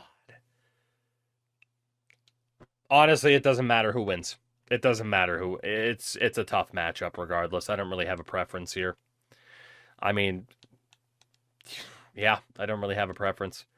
It comes down to Minnesota. Okay. All right. You see the performances there of Gustafson and Gibson so far, too. Very, very close. Very, very close. Game number 1. Let's do it. We're not changing anything. Connor McDavid, will you be an Oiler beyond this season? He's certainly playing like he wants to be. Draisaitl pulled Colson, start us off at the scoring. Goal apiece there, Ogren and Nuge. And it is a 5-1 win for the Oilers in Game 1. And another goal this postseason for Connor McDavid. A nice basket of apples there for Evan Bouchard as well with the 3 assists. Good start. Don't want to jinx it. Don't say it. I've thought it, though. It's too late. I haven't said it, but I've thought it. We've done well on home ice this postseason. I'm sorry. We're going to lose this game. Game number 2. Game number 2. First period. Yep, there it is. There it is. Why do I do this to myself? Why? Why do I do this? Second period, 3-0 Minnesota. Third period, the most predictable loss of all time. We were down 4-0. We come back, but fall just short. 4-3 final. Why do I do this to myself? Why? A 1-1 split through the first 2 games. Okay. All right. No panic changes yet. Temptation's there, though. Game 3, first period, goalless. Second period, 2-0 Wild. Third period, Minnesota takes a 2-1 series lead. And we are facing a little bit of adversity here. I'm going to trust. I'm going to trust for game 4. It's a big risk, but I'm going to trust. Don't let me regret it. First period, 2-1 Oilers, Savoie and Frederick. Second period, 4-1 Oilers, Nuge and Savoie again. We are tied at 2 wins apiece here in the Western Conference Final. John Gibson with a very, very strong performance, and we go back for game 5. Not switching anything yet. Not doing it. First period, 1-0 Oilers, Brock Faber. Second, or Wild, I should say. Brock Faber gets the goal. Now, make it 3-1 Oilers. There we go. Man, I should misspeak more often. Ryan O'Reilly, Connor McDavid, and Philip Deneau. But we choke in the third. It goes to overtime. And the Minnesota Wild are 1 win away from the Stanley Cup Final. An all-time choke job in less than 7.5 minutes. And we are in big trouble. We are in gigantic trouble. We got to win 2 in a row. Not only to salvage this series, but because we missed the playoffs in the first 2 years, if we lose, Connor McDavid's going. He's leaving. So how do we respond to this? I don't think we have to bring Cizikas back in. AHL-wise, I mean, like Yarventi could get the call up, but what's the point, really?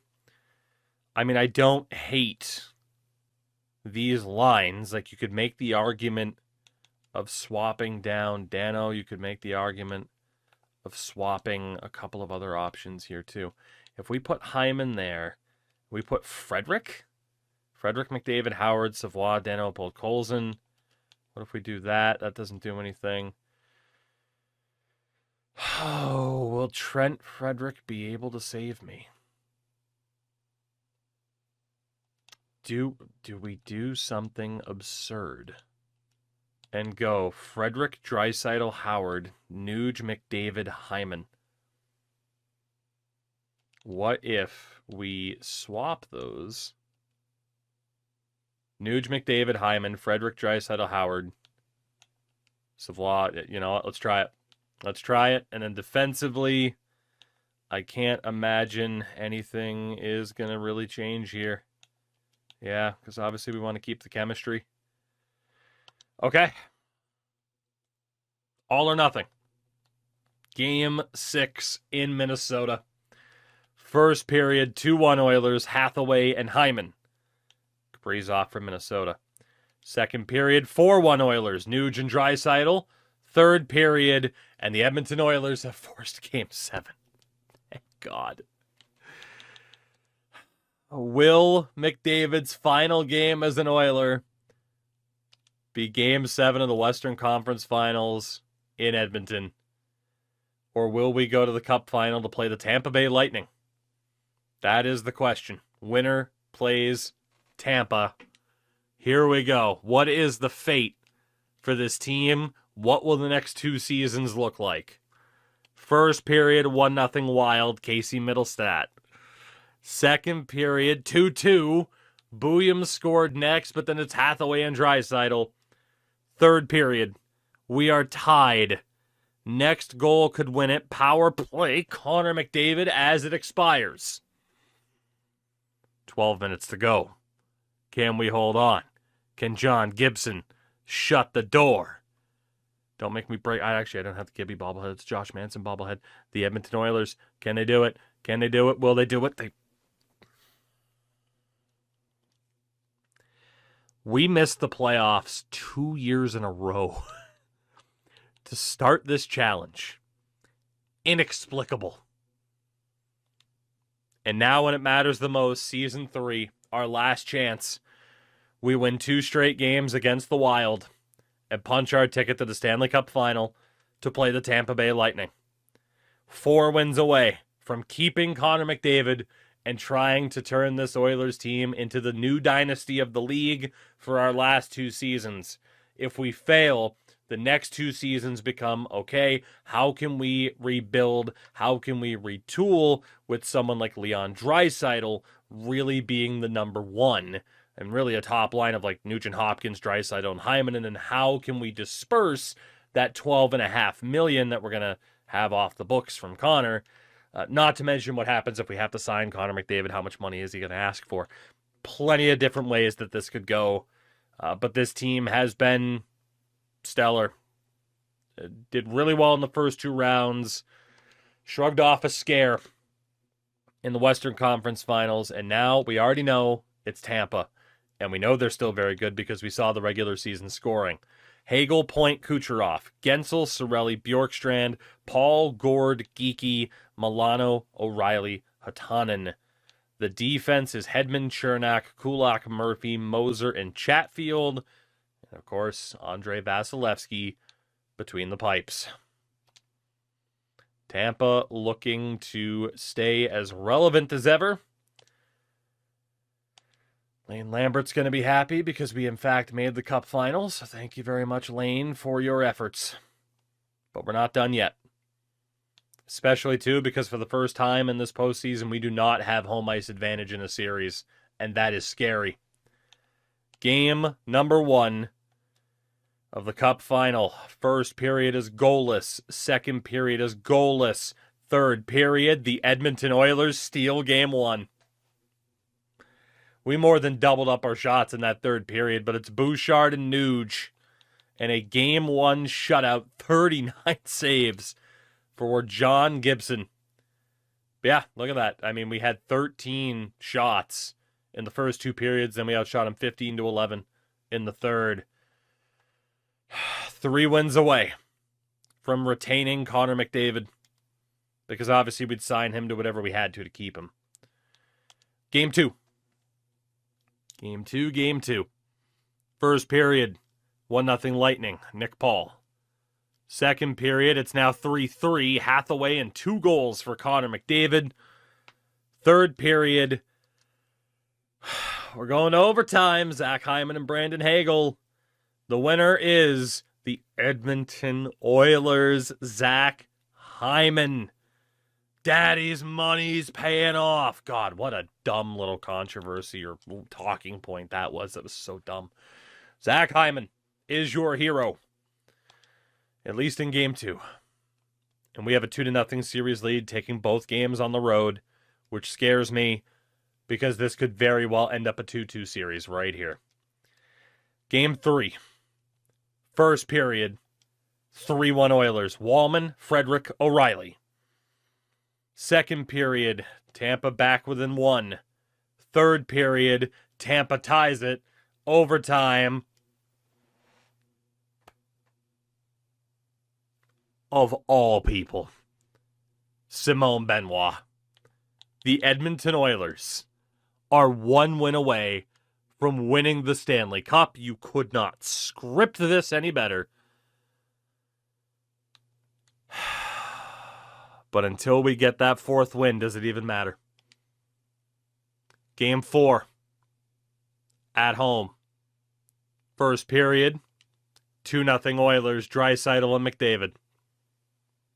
Second period, 3-0 Oilers, Connor McDavid. 2 seasons.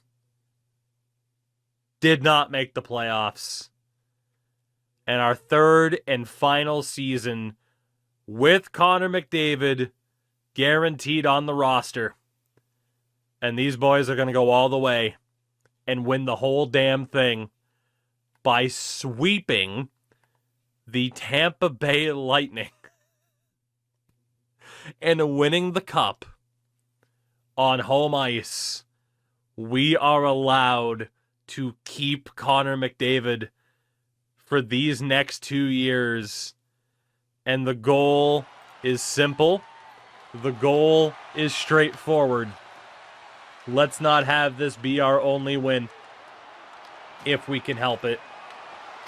As normally I'd put True Broadcast on, but for now, let's just run with it as McDavid nearly scores there. The feed from Drew Doughty. Who'd have thought? I wonder what would have happened if we got Drew Doughty at last year's deadline, because that didn't happen. We get him as a free agent. He's declining, but he has that championship pedigree, and it worked out well. We get Philip Deneau at the deadline. We spent, overspent on some dudes. We handed out quite a few no-movement clauses this past offseason to try to secure the core that could win it. As that shot deflects away, apparently Vasi actually made the save. Nurse back to Bouchard, weakest wrister of all time, deflected towards goal. And these Oilers aren't giving up. 2 straight Cup Final losses, followed by 2 years of not making the playoffs. The final year of the Connor McDavid mandate. Win or I am out of here. Ooh, as we lose the shutout, Braden Point gets one late. Oh, man. Oh, not too worried about that. John Gibson was the goalie to win us the cup, by the way. Okay. Fair enough. What a bizarre way for all of this to play out. And now, I'm sure for a lot of people, I might even make a separate save just to be like, what would I have done had we had to move on from Connor? Which might have been a bit more interesting. But that is not what is going to happen. Connor McDavid's dream has come true. He is a Stanley Cup champion as the captain of the Edmonton Oilers.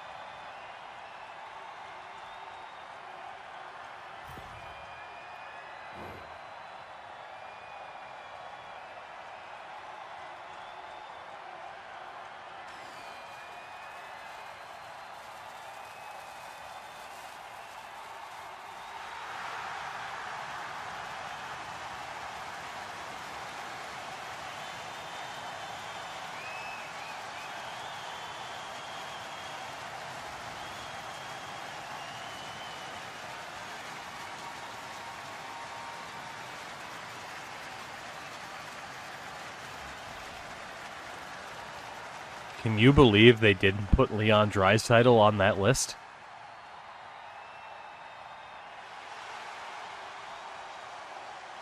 McDavid hands off to Ryan Nugent-Hopkins, who has been here. He's seen it all. And that loyalty pays off. And we got to make sure that Gibby gets the cup here, too. Got to make sure. From Anaheim to Detroit, ends up here. Lives up to the potential that he was thought to have for so long.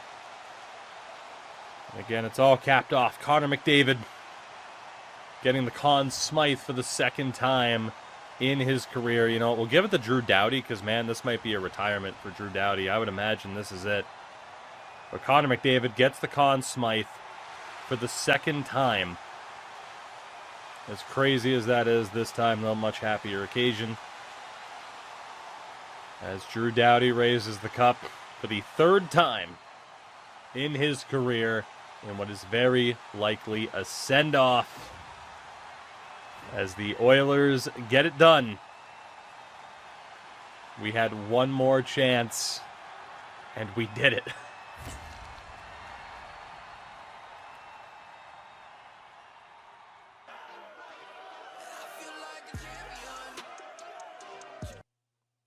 Well, I'm definitely going to have to mute that.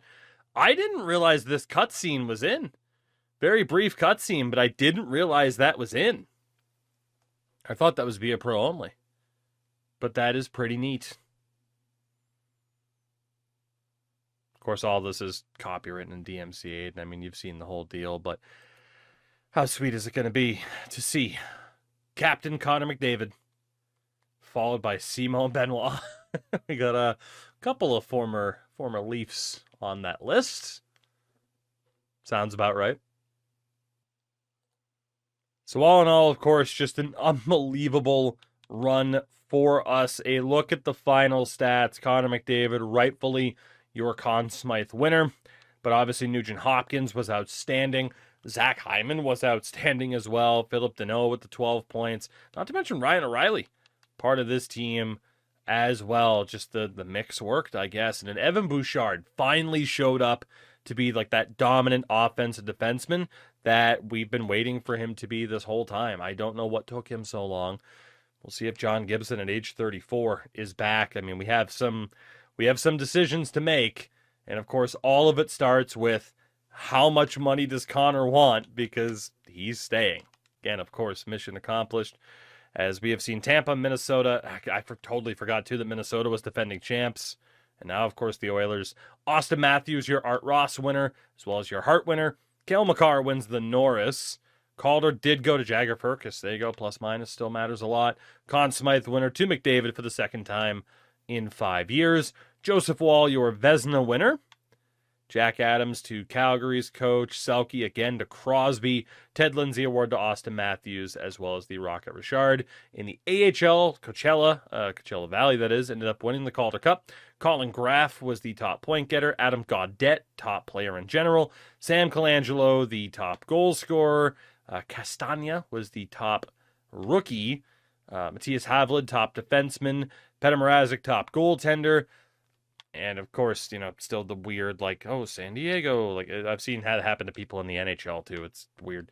And the Butterfield for the MVP, the Conn Smythe equivalent, is David Goyette.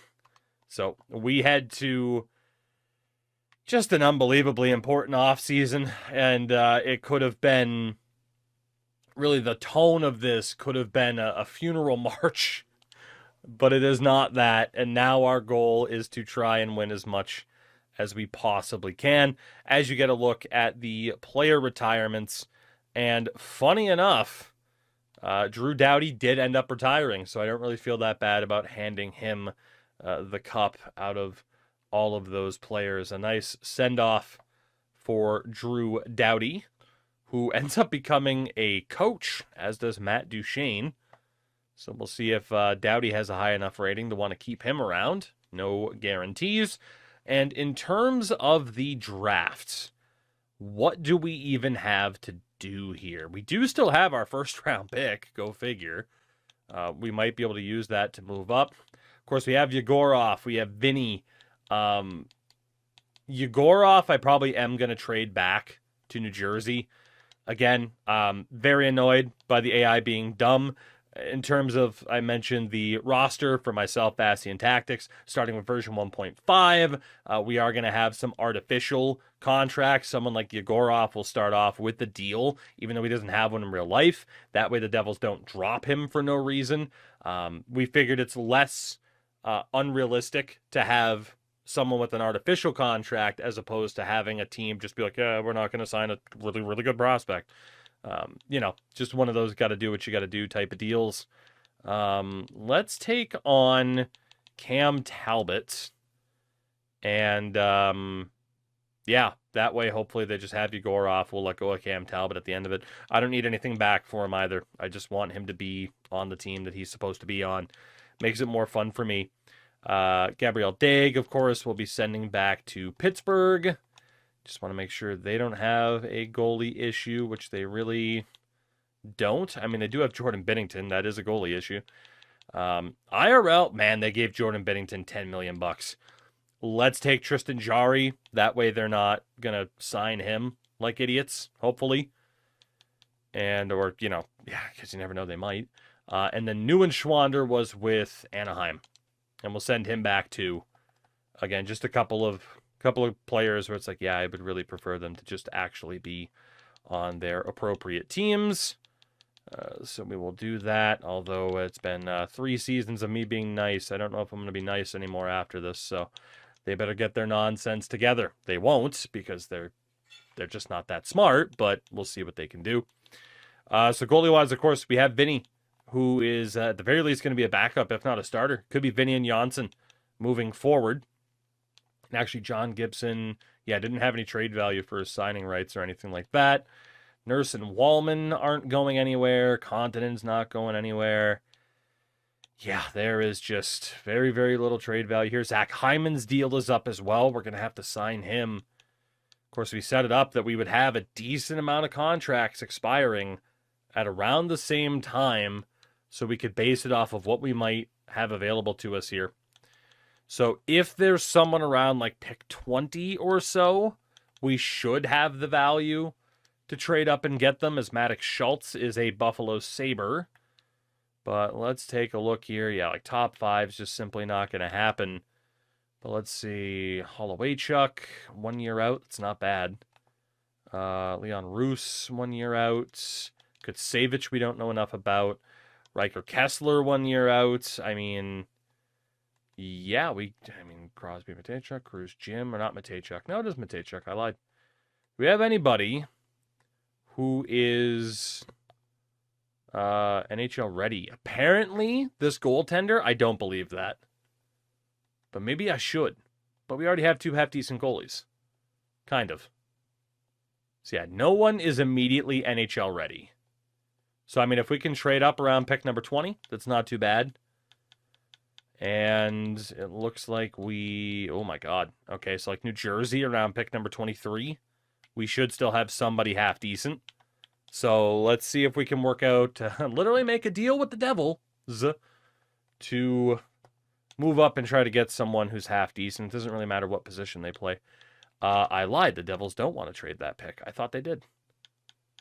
Nope, I was thinking of Ottawa next after them. Ottawa or Florida? Okay, let's go to Ottawa then.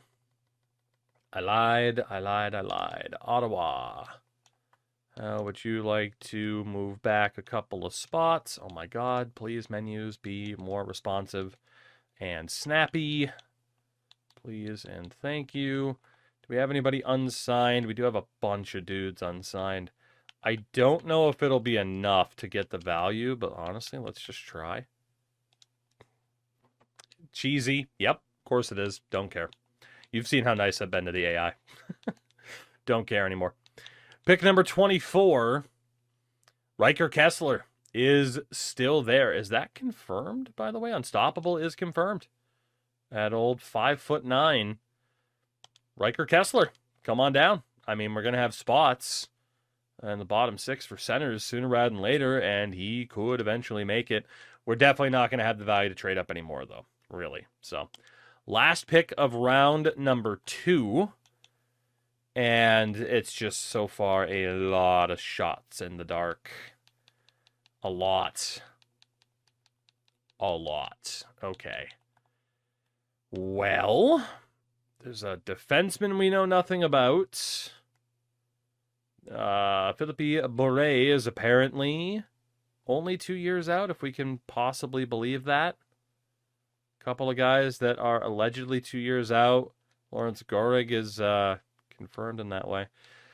Let's take the big 6'5" centerman from the Quebec Rampart. Ooh, was low elite. Okay. 66 overall. That's a pretty damn good pick. This is obviously lining up to be our best draft yet. We've barely had any picks in this timeline. Do we have anybody who is like 3 or so years out? Chris Duncan. So we know he's going to be like a mid-60. Anybody else? Yandel. I hate how it switches the view just because it doesn't have the info. Let's go for Chris Duncan. Why not? Low 9, that's why, but I don't think we were getting anybody better anyway. And then 5th round. Does it even matter at this point? Just a bunch of dudes who are 4 years out. High ceiling, potential medium elites. except for that guy, or we go for people who are 2 out of 4 low elite, including DeNicola and Francois Fontaine. Let's go for Francois. Hey, low elite again. Okay. Not too shabby of a draft for us, honestly. And then that other low elite, he was probably a bit too far down the pecking order to be accurate. So Jerome Dalmont, goalie and Gord Connolly, center Bear Oshie, Maxime Julien, or Paul Yasina. Let's go for Dalmont. Let's get a defender. Medium 7th. Well, we got a defender. He's just not particularly good. Still a very good draft for us, though, given the circumstances. And, of course, as always, if you wanted to see the entirety of round number 1, and where, of course, a good amount of these prospects went, there you go, including Yzerman going to the Red Wings at pick number 14. But typically, I would say, okay, off season, I'll see you on the other side of it, and we'll see where we end up. But obviously, there's some big news. Connor McDavid. Ooh. Only wants a 4-year deal, apparently. Yeah, going for 17. I mean, we could sign him to a 4-year deal if that is what he wants. I mean, that's fine.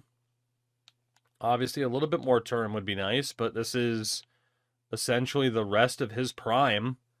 Can we go 17 flat? 17 by 4, full no movement clause.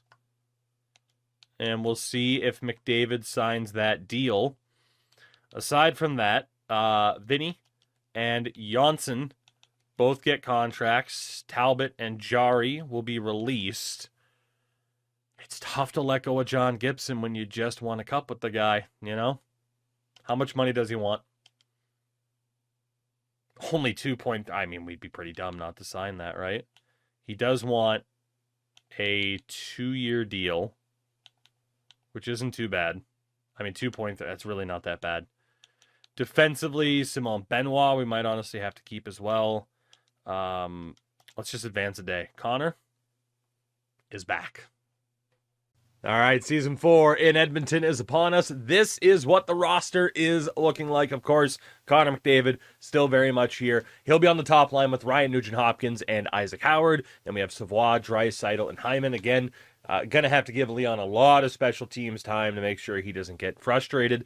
But from there, Frederick, Dano, Podkolzin, they're all back. Torobchenko, O'Reilly, Hathaway. Did what I could to keep a working formula intact, but obviously we have an issue with that from the defensive standpoint. It will be Nurse Bouchard, Wallman, and the newly signed Maverick Lamoureux, who is available as a UFA, and then Simon Benoit. With the weak point on defense, Marshall Warren, only a 77. Of course, we'll see how the team does. If we need to get an improvement at the deadline, we can do that. And then goaltending, John Gibson. Bring him back. Why not? Emil Vinny is just about ready to go, so we'll see who starts more, given that they're both an 83 overall. But why not bring back John Gibson, and why not keep the majority of this team intact, even if some of these guys are now older, right? Philip Deneau at 35, Ryan O'Reilly at 37. Like, it's not the youngest team in the world. In the AHL, we do still have some names where maybe they can make something of themselves. Like Yerventi's still on the fringe. Clattenburg signed Josh Waugh. Don't know if he'll end up making it, but obviously the big draft pick this past year was Riker Kessler. He's going to be in the AHL immediately. Liam Dubé, Jonas Clarkson. We got some prospects. It's not too crazy, but we do have some prospects. And then goalie-wise, Sam Janssen is there with medium starter Johnny Wiseman, who was a random free agent signing. So the question is, and again, it might not be the most interesting compared to the alternative of what would have happened if Connor left, but that just wasn't meant to be this time out. The question will be whether or not we can really, fight through again and, do our best to try and win another title. I mean, who knows? We could go right back to just not making the playoffs. Well, to the surprise of absolutely nobody, we're right back to being mid as hell. We are currently in a playoff spot as of March 1st, but 29, 28, and 3 is not exactly an inspiring season for a defending Stanley Cup champion. I even had to change up some things about the lines earlier as well, just because Connor was off to a bit of a slower start. He is up to now 30 goals. And Leon, not too far behind, of course, at 29. So these line combinations seem to be working a little bit better. But as per usual, game plan is going to be, okay, at the deadline, what can we do to improve this team? Respect to Marshall Warren, he's been solid. He certainly hasn't been the issue that we've struggled, but I might look for an upgrade on him. Emil Vinny has been kind of pushed into that starting role a little bit. I mean, it's really been a 1A, 1B. Gibson has been much better. So by the time we get to the playoffs, it probably still will be John Gibson's team. So I think we'll just base it off of, okay, who's out there a week from now. Actually, it seems like a later deadline than what we normally get. But we'll see who's out there a week from now. We'll see what we're able to do in terms of who we can bring in. Game plan, of course, is still to go all in. I mean, if you're the Edmonton Oilers, that's certainly got to be the plan over the next couple of years. Like, you can't really care about what happens, 5 years from now. Who cares? Kevin Fiala is available. It would take a first, a second, and Benoit. That's honestly not that bad, but we can't really afford to weaken our defense right now. Chikrin, God, he's got way too much time left. Way too much time. Let's actually look for a defenseman first. If there is one. Oh boy. Okay, you certainly got some goalies available. Is there a left-handed defenseman? Martin Faravari, but he's got 5 years left. Keandre Miller has 5 years left. Philip Ronnick's got 4 years left. Oh my God. Okay. I mean, it's just a ton of goalies.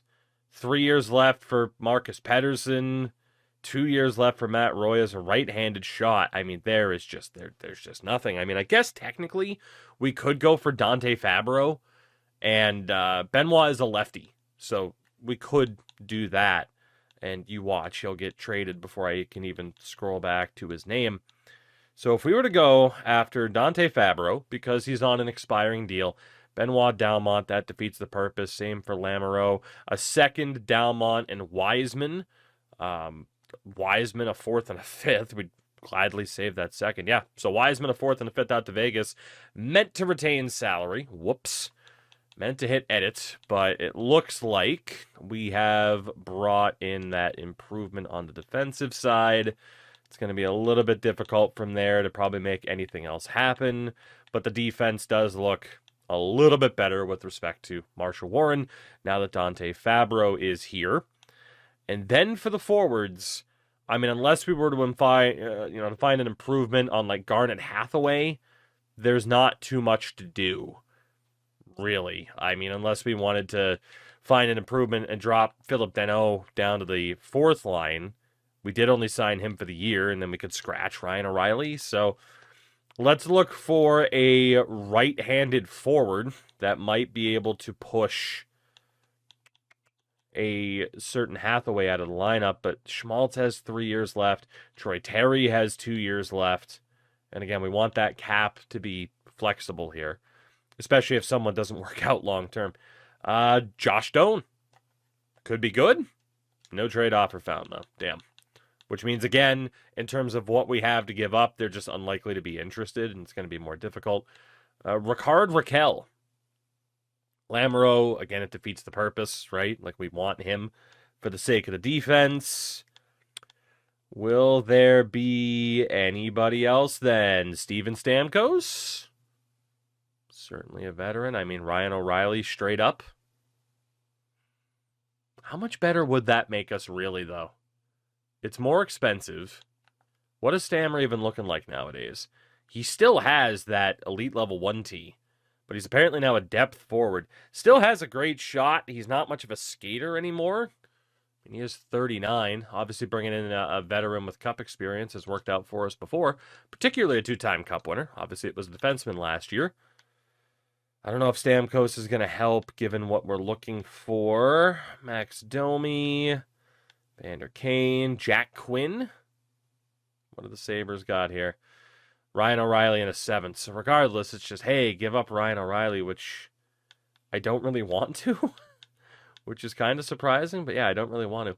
Rust has too much time left. I don't think there's anybody for us to really get. Like Ryan Strome? 2 third-rounders for Ryan Strome. Sure, that'll work. It is at least an improvement from an overall perspective on Hathaway. Get them to retain a little bit. And they traded him, and the time it took me to get them to retain salary. Don't expect us to do much at this deadline. Was it the prettiest season in the world? No. But the Edmonton Oilers are back in the playoffs. We'll be taking on the Anaheim Ducks. There is now a cat in the office, so I might be a bit distracted. We'll be taking on the Anaheim Ducks in round number 1. In terms of how we performed this season, need to mention we did end up getting Kiefer Sherwood at the deadline for a 3rd and a 7th in a last-minute move. Just so that he didn't, randomly appear for you all as we take a look at the numbers. In terms of how we did, not bad, not as good as last year, as you'd probably expect, right? Connor McDavid, just 93 points, but did have 43 goals, but obviously a decent dip, to say the least. Draisaitl, 81 points, 42 goals. So, those two on their own line still seems to be the best way to go. Good season for Nuge, now at 36. Zach Hyman as well, also at 36. And then, of course, Savon Howard, both still looking good with nearly 60 points themselves. The bottom 6 did struggle a little bit more than they had last year, but maybe they'll be able to step up in the playoffs again, or they're going to be a little bit too old, and last year was kind of our best shot. Defensively, Bouchard, 63 points. He and Nurse were actually a -10. Wallman on 42 points, which is pretty good. Maverick Lamoureux had a pretty good, first season for us. And then Dante Fabro, again, acquired at the deadline. 3 points, but a +2. No penalties, really. Just solid, steady, reliable. Goaltending-wise, though, no doubt about it, while Emil Vinny was getting the lion's share of the starts by the end of the season, John Gibson is going to be our guy in the playoffs. He had better numbers, better pizza, and Papa John's. He had better numbers, and, of course, he really played so well last year.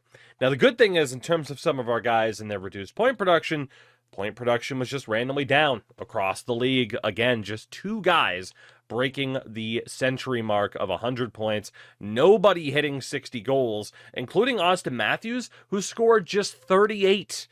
I have no idea what to make of the sim engine. I haven't been changing settings just year in and year out. It just does what it wants. It just does what it wants. Defensively, Cale Makar was still great, though. Werenski, Hudson were up there in terms of the points. Sergachev as well. And for the goaltenders, the winningest was Andrei Vasilevsky. Shutout leader, bunch of guys with 6. And for save percentage, it's going to be Vasilevsky at a .930, winning the Vezina this year. And the Calder, I don't know if it'll go to Stenberg on that -24. I think there's a really good chance Ethan Belchetz is going to be the Rookie of the Year for the Buffalo Sabres, unless it goes to a goalie. Hrabel, Yegorov, who we sent back to the Devils, he was really good, so time will tell on that front. But for now, let's get to it. Another playoff run here in Edmonton after missing those first 2 seasons, which I still can't believe. And it is the Anaheim Ducks who will have home ice advantage. Again, home ice was really good for us last year. This is what the Ducks look like. Gauthier, Carlson, Terry, Höglander, McTavish, Seneca, Coleman, Paling. Shout out to Ryan Paling developing, what is that, wheels? Yeah, elite wheels. Maybe not developing, maybe had. And Roger McQueen, Jesper Boqvist, Nathan Gaucher, and Yegor Sidorov. The defense is Pavel Minchikov and Jackson Lacombe, Olin Zellweger with Tristan Luneau, and Joel Edmondson with Ian Moore. Goaltenders, Lukas Dostal and Alex Lyon, Stolberg, Struble, and Hellison as the scratches. It's a good team. As per usual, I would like to think we are good enough to win, but time will tell. One thing that I need to do, which I almost forgot, is we need to go back over to rules and auto-rotate goalies is closer to the top. But you know what? I'm committed. At least this way you can see what the settings have been too. In case you were interested, settings I have every single time. But let's make sure that Gibby is our man, and we'll see. we'll see what he can do. And if he's not up to task anymore, at least Emil Vinny's there as the next in line to hopefully be our long-term goaltender. Game number 1 in Anaheim. And a decent start with McDavid and Frederic in the first period. Goal apiece in the second period with Toropchenko scoring for us. And we take game 1 3-1. Familiar territory in terms of the first round. Not bad. Not bad at all. John Gibson is a playoff performer. Maybe that's where the magic comes from for Gibson. Of course, the Ducks not doing a very good job of making the playoffs consistently for a good portion of his tenure. We'll go to game number 2 as the Gibby Revenge series continues. Definitely not keeping my eye on Boston Bruins hockey out of the corner of my eye. Game 2, first period, a 2-1 Ducks lead. The goal for us, once again from McDavid. Make it 4-3 at the end of the second. Goals for Savoie and Connor McDavid again. We tie it up. Isaac Howard forces overtime, and we win it in overtime. Trent Frederic, a great comeback victory for the Oilers in that one. Bouchard and McDavid leading the way for us. Trent Frederic, the overtime hero. So far, so good. So far, so good. Despite some of those concerns from a weaker regular season performance, off to a very strong start with road wins in this playoff run. Game 3 at home, a scoreless first period. 2 goals each in the second for us, Podkolzin and Hyman. Make it 2 more goals for each side in the third period. Dano and Toropchenko as we blow the lead. And we will go to double overtime where Zach Hyman is your hero. We survive another scare in this series against the Ducks. Zach Hyman, your overtime hero. And we have a commanding 3-0 lead. Turns out the only challenge apparently was just getting this team into the playoffs. Once they're there, they do pretty well. Game 4. Can we close this one out early? Against the Ducks. I'd prefer, obviously, for that to happen because it feels like this series could go long. First period is goalless. Second period is not, with Anaheim getting 2. Darnell Nurse scored for us. And indeed, there will be no sweep. Jackson Lacombe ends it. It is a 3-1 final. Great game for Gibson, but we just could not get that offensive output that he needed to get the win. I mean, at least the odds are against him for scoring all the goals by himself. So game 5 back in Anaheim. First period, 2-1 Ducks, goal for Wallman.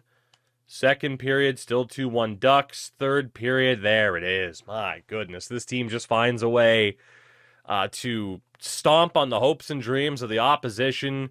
McDavid, Sherwood, Podkolzin, and Savoie. 4 unanswered goals in 10 minutes, just over 10 minutes in the third period. The Edmonton Oilers have knocked out the Anaheim Ducks in 5 games. And how about that, Kiefer Sherwood, your first star? So a nice little return to form. So I'm going to totally jinx myself by saying that we are 5-0 in playoff series in this 5-year run. As McDavid was actually a -3, but he, Savoie, and Draisaitl each with 5 points. Every forward had at least 2 points. And then defensively, only players without a point in the entire series were Fabro and Benoit on the third pair. That is a little bit concerning. John Gibson, 924 and a 2.6. Not bad at all. Some concerning stats, but I held strong last time. I didn't make any changes, even though I really could have. I'm going to try to, keep my composure and show some patience and not tinker, especially when we won in 5 games. Now, this is concerning. We avoided Colorado in the Western Conference Finals last year. We will not avoid them in the playoffs this year. Chandler Stevenson with Nathan McKinnon and Martin Necas. Tommy Novak with Brock Nelson and Valeri Nichushkin. Arturi Lehkonen with Michael Rasmussen and Logan O'Connor. Gabriel Landeskog is back in their lineup with Alex Newhook and Ilya Mikheyev. The defense is still Taves and Makar, Ryan McDonough and Matt Roy, Sam Girard, and Justin Barron. Goaltender Ilya Nabokov takes over for Mackenzie Blackwood. Oh, is it going to be star power that decides this series? We also have home ice, which is funny. Is it going to be star power that decides this series or the depth? That could dictate how this plays out. As Cale Makar scores the opening goal, and, well, we got a couple in the third period. We even took the lead thanks to Howard and Polt Colson, but it was not enough as we blow it late and the Avalanche take a 1-0 series lead. Remember what I said about some of those concerning elements to our result in round one, despite winning in 5 games. I feel like some of those concerning efforts were on display there. Game number 2. We strike first, Leon Draisaitl. We strike again, Connor McDavid. And we take game 2. Darnell Nurse's empty netter seals the deal. A 3-1 win, much, much better. John Gibson, another really, really solid effort. And shout out to Darnell Nurse as well, stepping up. Of course, we had this team set up so that he does not have to be the guy. In terms of the defense, especially too, playing him next to Bouchard, it's like literally just stay back and play defense. That's all we need. We'll be fine. Game number 3. Not going to make any changes here. First period, goalless. Second period, not goalless. Trent Frederick scores. And we hold on in the third period. Empty netter for Ryan Nugent-Hopkins. And a 2-0 win with a 27-save shutout for John Gibson, who continues to just be outstanding in the playoffs and just outstanding for this team in general. We shrug off a Game 1 loss and now take control of the series as the Avalanche are 15th out of 16 teams in terms of goals per game right now, but their defense and goaltending has been stellar. Game 4, 2-1 lead for Colorado. Nuge scored for us. Make it 3-3 at the end of the second, thanks to 2 goals from Leon Draisaitl, and a ridiculous third period. 4 unanswered. McDavid, Draisaitl, Howard, and then Draisaitl again on the empty netter. The Edmonton Oilers have won 3 straight games. A 4-goal night for Leon Draisaitl, and the Oilers are 1 win away from going back to the conference finals, which in fairness is what Minnesota did last year as defending champions before, they ultimately lost to us. But we focus on the task at hand. Game 5, no changes. First period, 2-1 Colorado. Second period, 3-2 Edmonton with Fabro, who was on the power play. When the hell did that happen? And Evan Bouchard. And the Edmonton Oilers are going back to the Western Conference Finals. It's either we miss the playoffs or we at least go to the third round. How crazy is that? 5-2 and 4 straight wins. Back-to-back gentlemen sweeps. Well, I mean, technically not really because we weren't up 3-0 in this one, but you get the point. We still win the series in 5. And it will be the Dallas Stars who have swept the Utah Mammoth. As I went to the wrong spot, and that's okay. But it will be the Dallas Stars in this next round. Taking a look here, it's actually Evan Bouchard leading the way for us. We only have 3 players that are at a point per game or better, and shockingly, Connor's not one of them. Matt Savoie is, though. Draisaitl, of course, had, outside of that 4-goal game, 1 other goal in the 9 games. So, you know what? On one hand, it's concerning. On the other hand, the fact that we are still here in the conference finals, despite, again, some of these numbers painting a not-so-pretty picture for some of these players, it's promising because if those key players wake up, we're golden. If they don't, our luck will probably run out, and it could run out against this Stars team with Jason Robertson, Rupe Hintz, and Mikko Rantanen, Antonio Stranges with Mikhail Granlund, and J.J. Peterka got revenge against his former team in Utah. As did Alex Kerfoot with Emil Hemming and Maverick Bourque, Jonathan Drouin with Tyler Seguin, and Frankie Vetrano.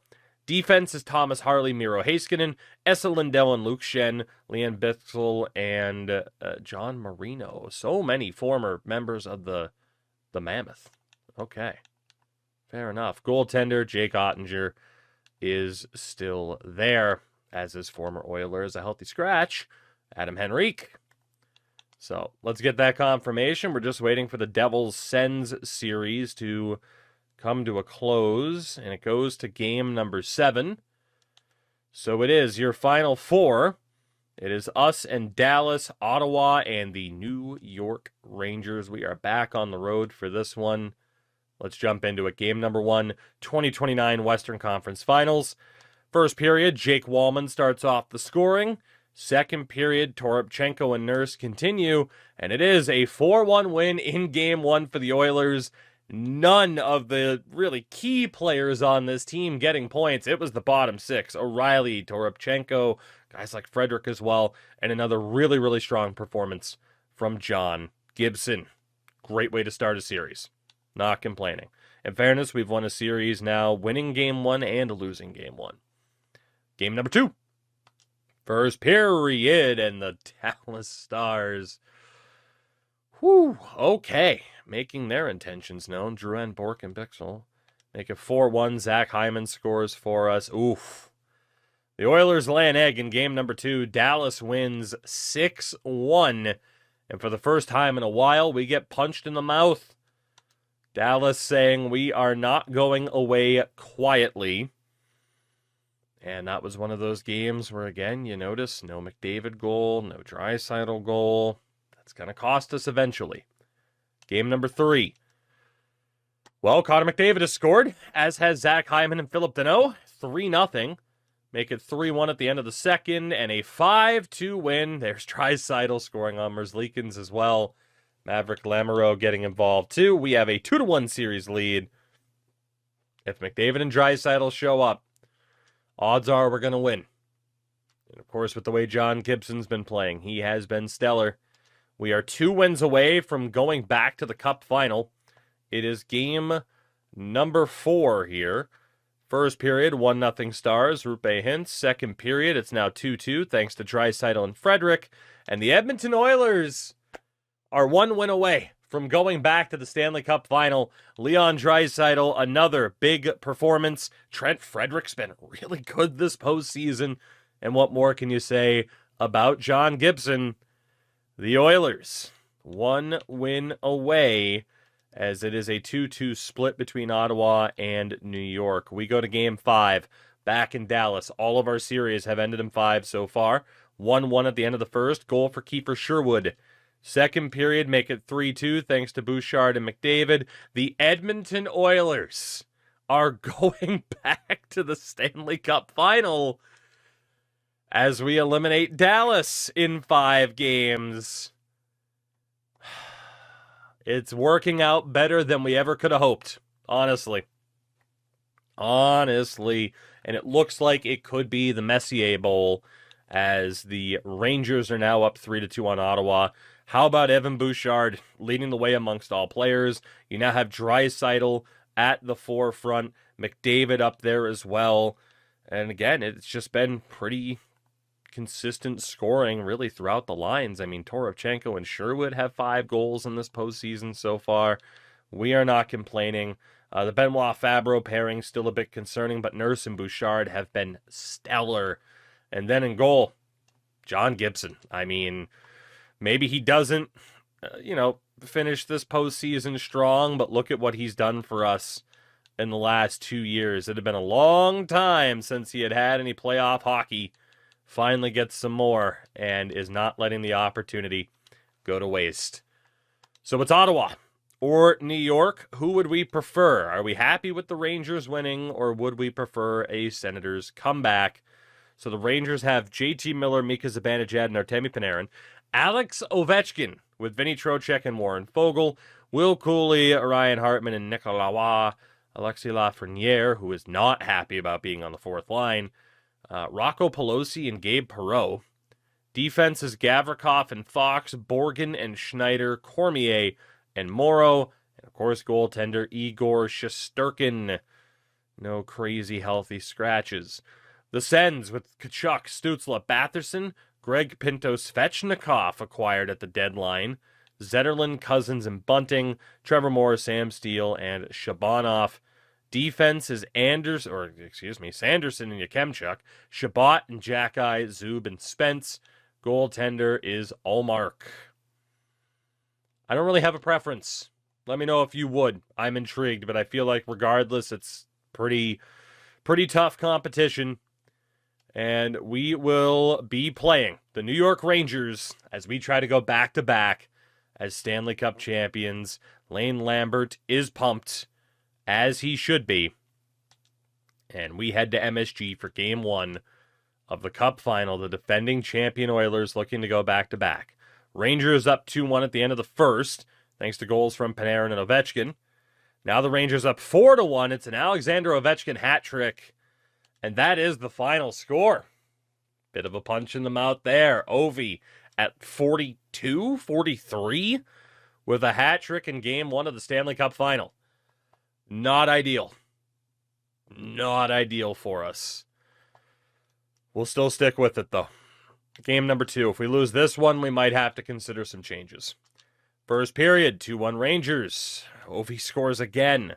Second period, now 3-2 Rangers. God, we're getting goals from Fabro and Lamoureux. The New York Rangers have a 2-0 series lead. We have not trailed by more than a game in a series since when? Ever? I mean, we were down 3-2 to the Minnesota Wild in last year's conference finals.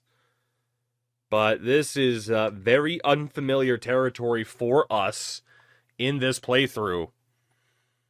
And I mean, that is 10 goals against in 2 games. We have to make changes after that. I don't think we have much of a choice. So defensively, we need to do some shuffling of the deck chairs here. Even if there's a -1, I don't care. Let's do Wallman and Fabro, Benoit and Lamoureux. Offensively, we need to make changes to that top line. The second line's been good. But yeah, we got to make a change to that top line. And when in doubt, let's give Trent Frederick an opportunity. We will keep Savoie, Draisaitl, and Howard together, but we'll go Frederick, McDavid, and Hyman. And we'll go Nuge, Dano, Podkolzin. Or do we even bump up Podkolzin? And that way we got a little bit more depth, and then hopefully Connor can carry a line like Sidney Crosby has for so many years. Let's try it. I don't know if it'll work, but let's try it. It's worth doing some crazy stuff here. And then John Gibson, we're turning to Emil Vinny for Game 3. What a way for you to make your playoff debut. Game 3 of the Cup Final when we're down 0-2, but we got to try. First period, 3-1 Oilers, Hyman, Savoie, and Benoit. Ovi scores again. Second period, now 4-2, thanks to a shorty from Maverick Lamoureux. And the Oilers hold on to win. Okay, home team has won every game so far. So we win Game 3, 4-2. McDavid with a 2-assist night and a first star performance. Very good. Very, very good. We have a little bit of life here, thankfully. Thankfully. Still need to win another game here to tie this one up, though. Game 4, first period, 2-1 Oilers, Fabro and Hyman. Second period, now 2-2, and this is going to decide this series right here. Third period, the New York Rangers are 1 win away from claiming their first Stanley Cup since 1994, the year of my birth. I am an old man at this point. What can I say? Oh, it's been a really, really good run, but McDavid and company just seem to be running out of steam. Gibson's back in. Oh, how do we want to do this? I mean, Nurse and Bouchard, I can't say have had a particularly inspiring series. If we were to put... We'll go Benoit, Bouchard, Nurse and Fabro, Wallman, and Lamoureux. We'll try it. For the forwards, it's kind of a tough call, but clearly something has to change anyway. Let's give Kiefer Sherwood a bit more of an opportunity to play with Deno and Frederick. And we will go with a swap like that of... Yeah, we'll go Nuge, McDavid, Howard, Savoie, Draisaitl, Hyman. Just going to try a couple different things, and hopefully it sparks something. Game 5. Will the Rangers claim the Stanley Cup? First period, it's 3-0 Oilers. Danault, Bouchard, and Savoie. Second period, make it 4-0. Another goal for Philip Danault. And a 6-1 win for the Oilers. We're not done yet as we spoil the party on Broadway. Whew, we'll take that.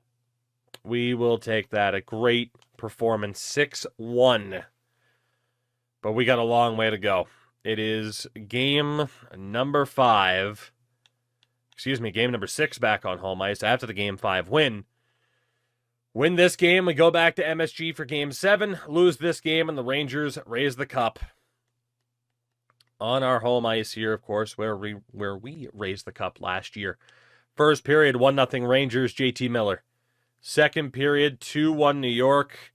McDavid scores for us, but is it too little too late? The Oilers need another goal. Ranger power play. They cannot score. We need more than one goal if we're going to win a playoff game. That is just the way that this works.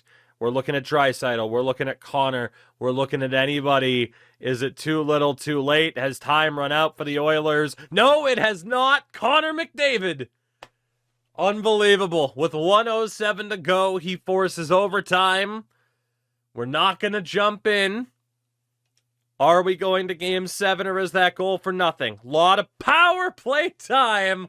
The Edmonton Oilers have forced game 7. McDavid and then Draisaitl on the power play in overtime from 3-1 down. One more chance to go back-to-back. There will be a game 7 in New York. What a ridiculous comeback led by our 2-star players. And it all comes down to this. Game 7, MSG. Cup is in the building for the 3rd straight time for the Rangers to try to claim. It's a goalless first period. It's a goalless second period. Crunch time here for the Oilers and the Rangers. One goal could be enough. Power play for Edmonton, no goal. Power play for the Rangers, no goal. It's a goaltending duel. Under 5 minutes to go, and you know we have to jump in from here. Next goal is going to win the cup.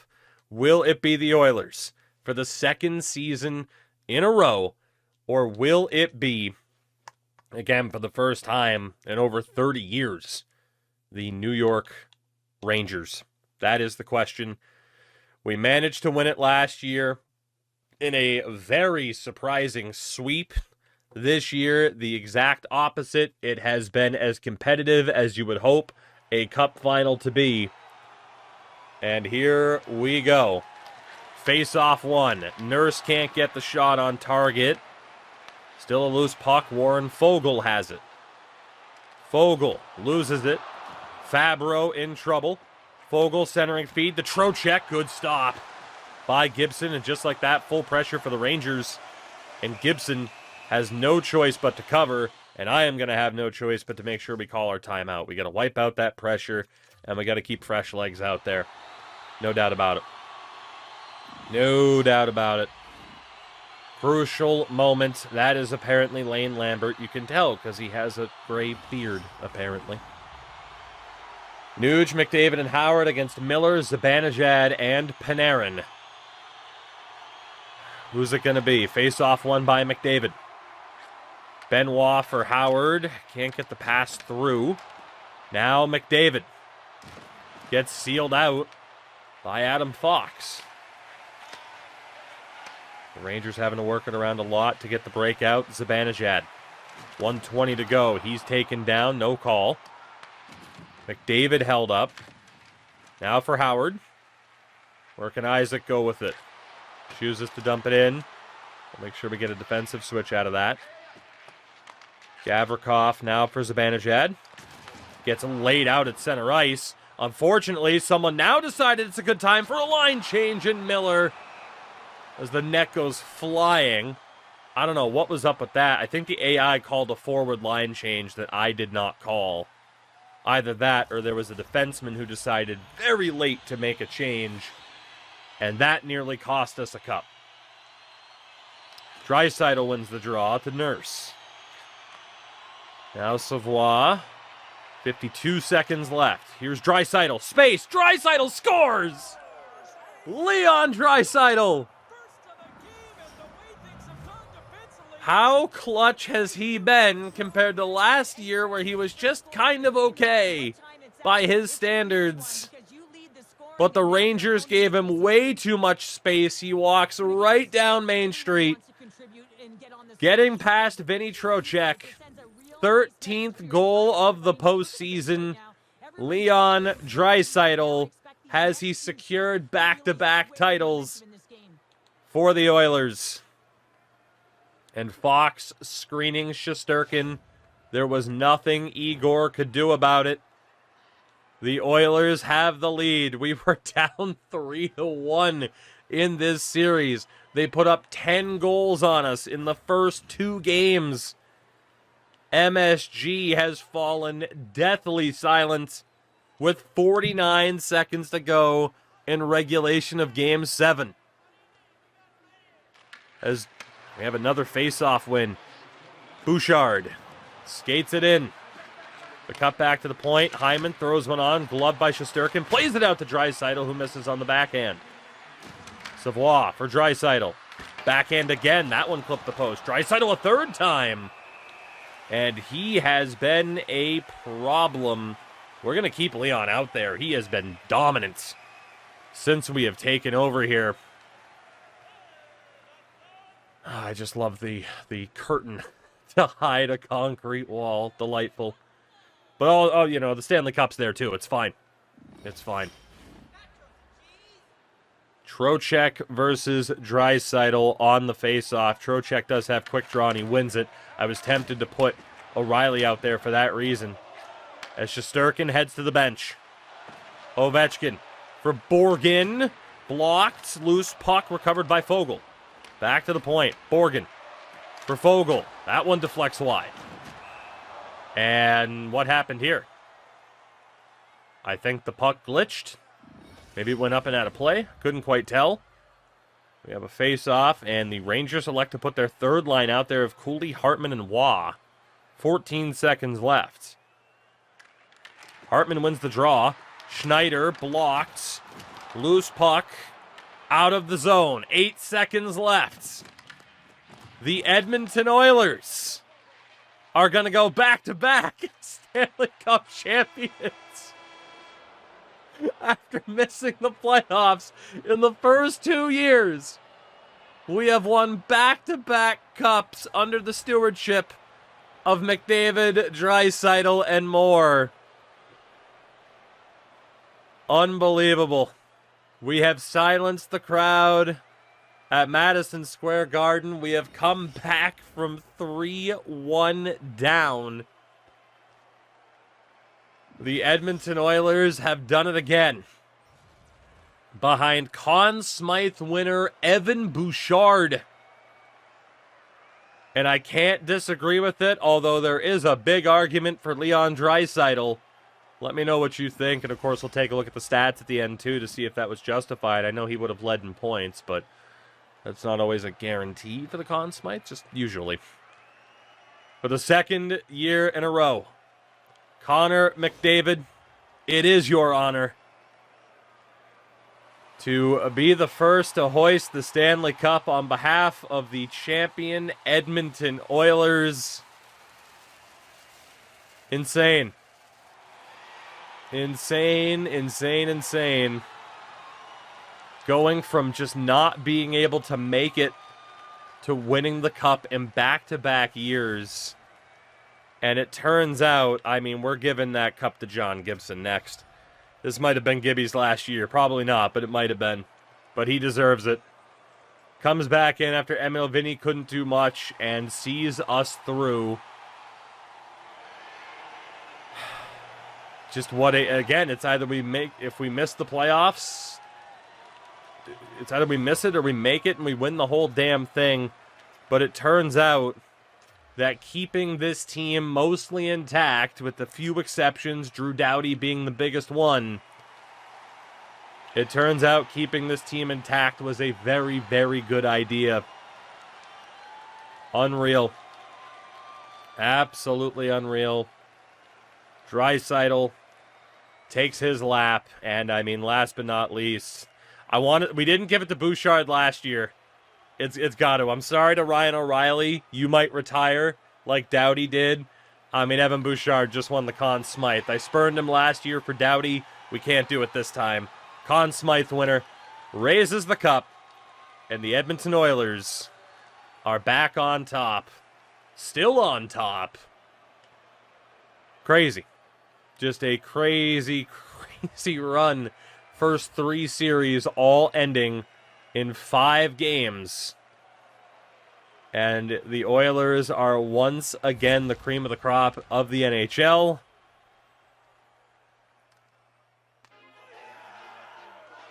What can you even say? Aside from please don't get me copywritten with this music. Thank you. Thank you very much.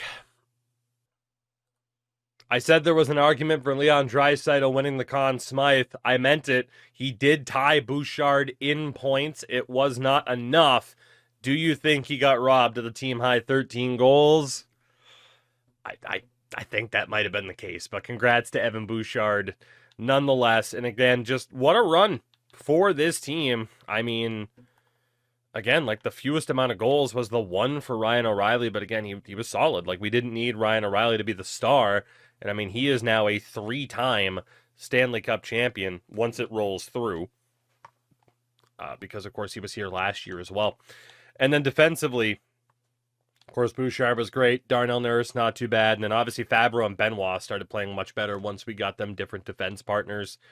John Gibson, I mean, you know, in fairness to Emil Vinny, I can't even necessarily blame him, but it made sense to go back to John Gibson. And rightfully so, as he gets us, 31 of our last 32 playoff wins. The Edmonton Oilers, back-to-back champs. So 2 playoff misses, 2 cups, and 1 more season to go.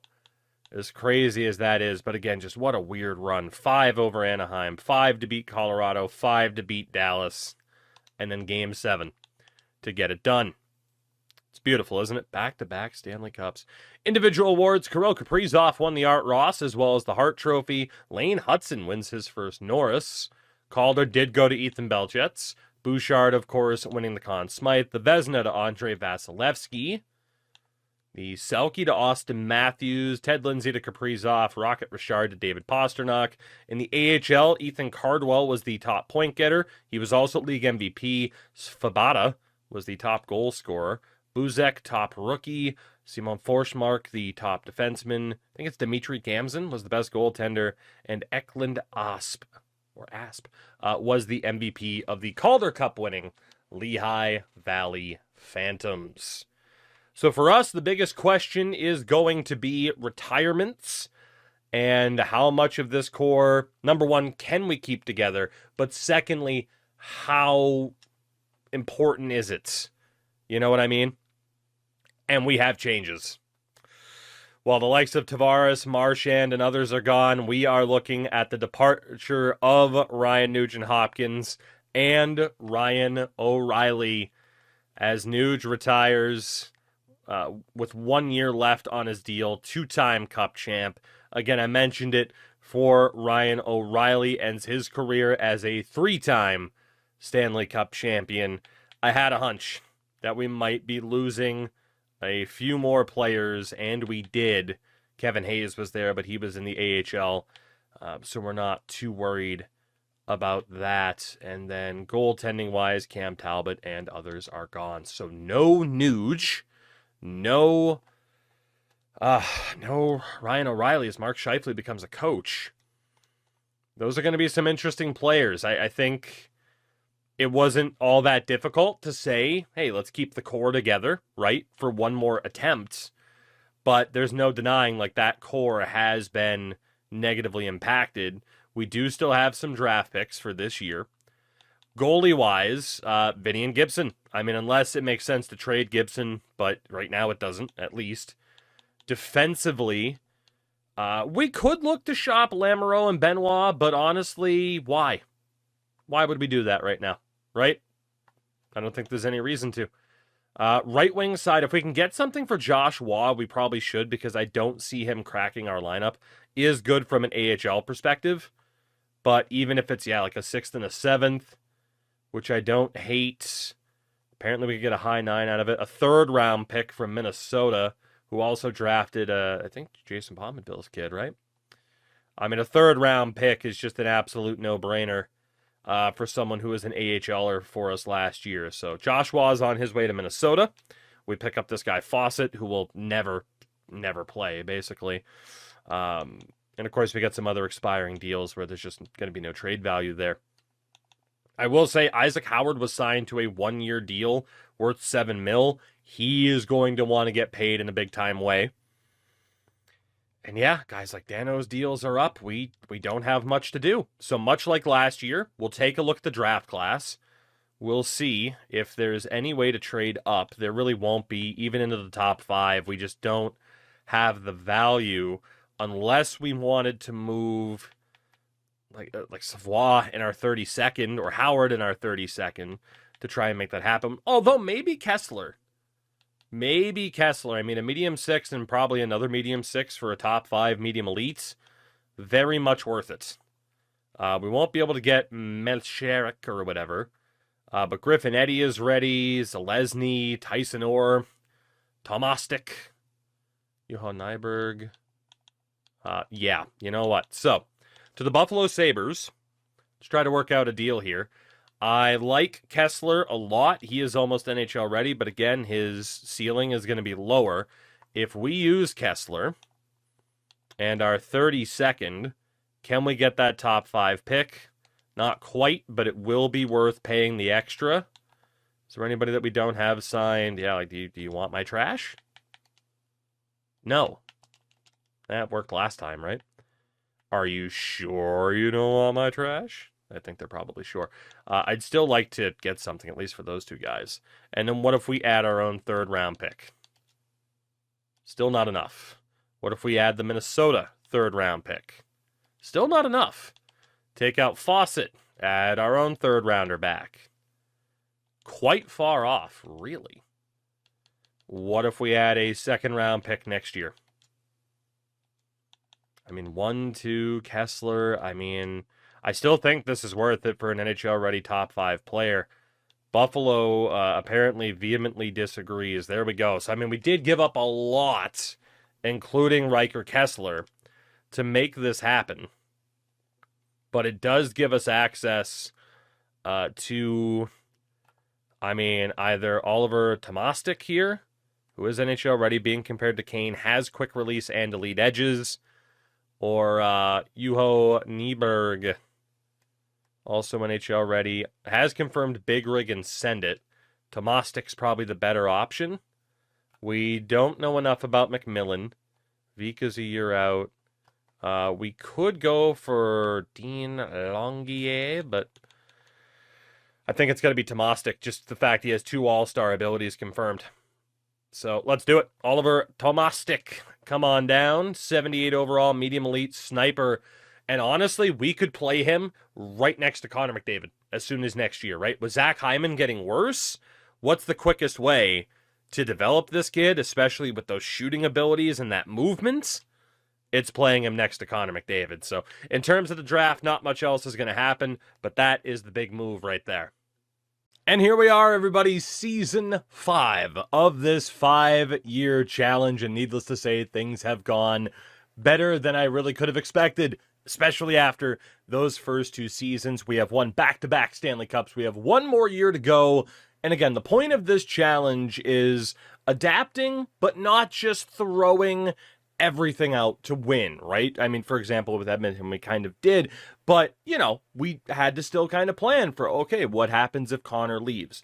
Thankfully, at least for me, that worst case scenario did not happen, and now we might have a legitimate chance at a three-peat. These are the lines that we are running with for this season. It'll be Isaac Howard with Connor McDavid and the rookie Oliver Tomastik, who is, again, going to try to win the Calder this year, and that's the thing, right? Not only, of course, have we managed to have success now, but in a theoretical sense, after Season 5, we step down, and whoever takes over as GM in this fantasy world, yeah, you still have aging veterans that you're going to have to deal with. And of course, we've already lost someone like Ryan Nugent-Hopkins, but you do have great young pieces like Tomastic, Howard, and Savoie entering their primes. Of course, Draisaitl's still here. Zach Hyman, probably his last year. We'll see. He is down to a third-line scoring forward. On that third line is Podkolzin, Philip Deneau at now age 36, and Trent Frederick. And of course, Toropchenko is back with Sherwood. And now Connor Clattenburg is going to start off on the fourth line. We'll give him a chance. We've seen this before, right? Deadline edition, drop Deneau down, that type of thing. Defensively, it is Nurse and Bouchard, Wallman and Fabro, Benoit, and Lamoureux as... We had to hand out some money. I'll show you guys the contract screen in a second. Goaltenders, Emil Vinny and John Gibson is back as well. And in the AHL, I actually forgot to go through and set up these lines for the most part. It looks good, though. Of course, we have someone like Bossemeyer, which is an outstanding name. Clarkson was one of those low elites that we had picked up in the past. Defensively, Kolzig, Macaulay, another one of those random low elites. And in goal, Samuel Jonsson and Wilmer Salen Forsberg, the old Forsberg. Not too bad. But yeah, I mentioned looking at the contracts, and well, this is what we're dealing with down the middle. Of course, McDavid on $17 million, but Philip Deneau $1.825 for the year with the no movement clause. We still have 3 solid years left of McDavid and Draisaitl, 2 after this one, which of course is phenomenal. Left wing side, Savoie is still cheap for the moment. Isaac Howard got paid. That's a future problem. Had we continued beyond the 5th year, I might have let him go, or at least traded him, because that might be a little bit too much, ultimately. Zach Hyman making $3.6 million. I believe it was for 2 years. Would have been easier to check from the other menu. It is for 2 years. And then defensively, Evan Bouchard got paid. Evan Bouchard got paid in a big-time way. I don't know if I would have given him this contract had he not just won the Conn Smythe, but I mean...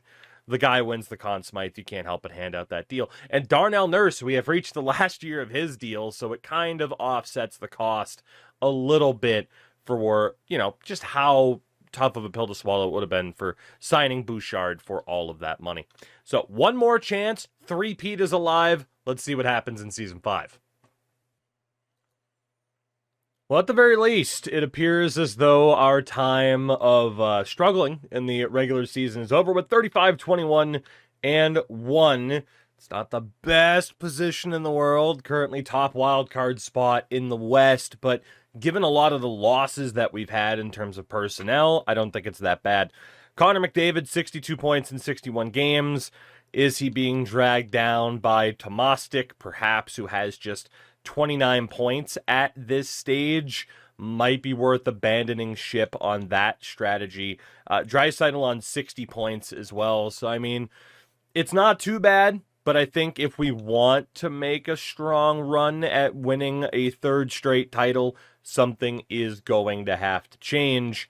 Also, I forgot to turn auto rotate back on, so John Gibson hasn't been playing at all. So, whoops, I knew I'd forget something. That's what happens when you go a couple hours or even a day in between recording. Scoring isn't necessarily down. We're just kind of struggling a bit.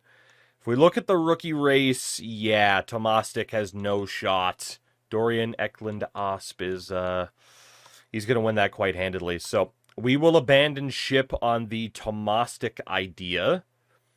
And depending on who else is out there, we might have options over the next week. I'll obviously turn auto-rotate back on after the deadline. Why bother for the next 2 games? Like, they're spaced out. It's not like goalies have energy anyway.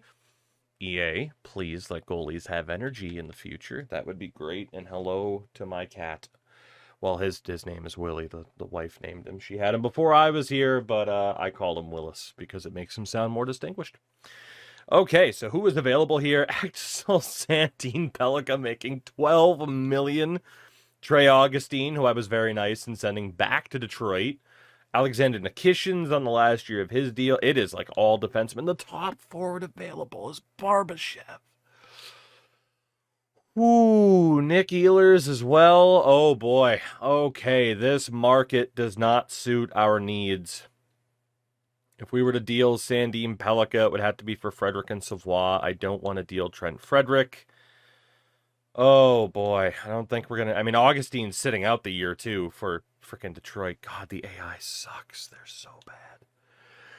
Nikishin, no deals for him either way.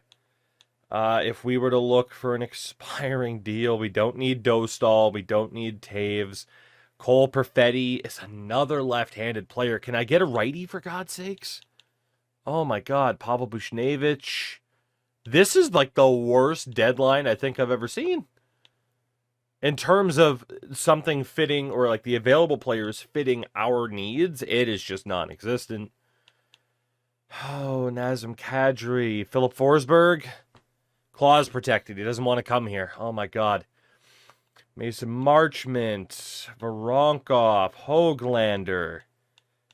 Do we have any right-handed shots? Mackenzie Weegar. Mason Appleton.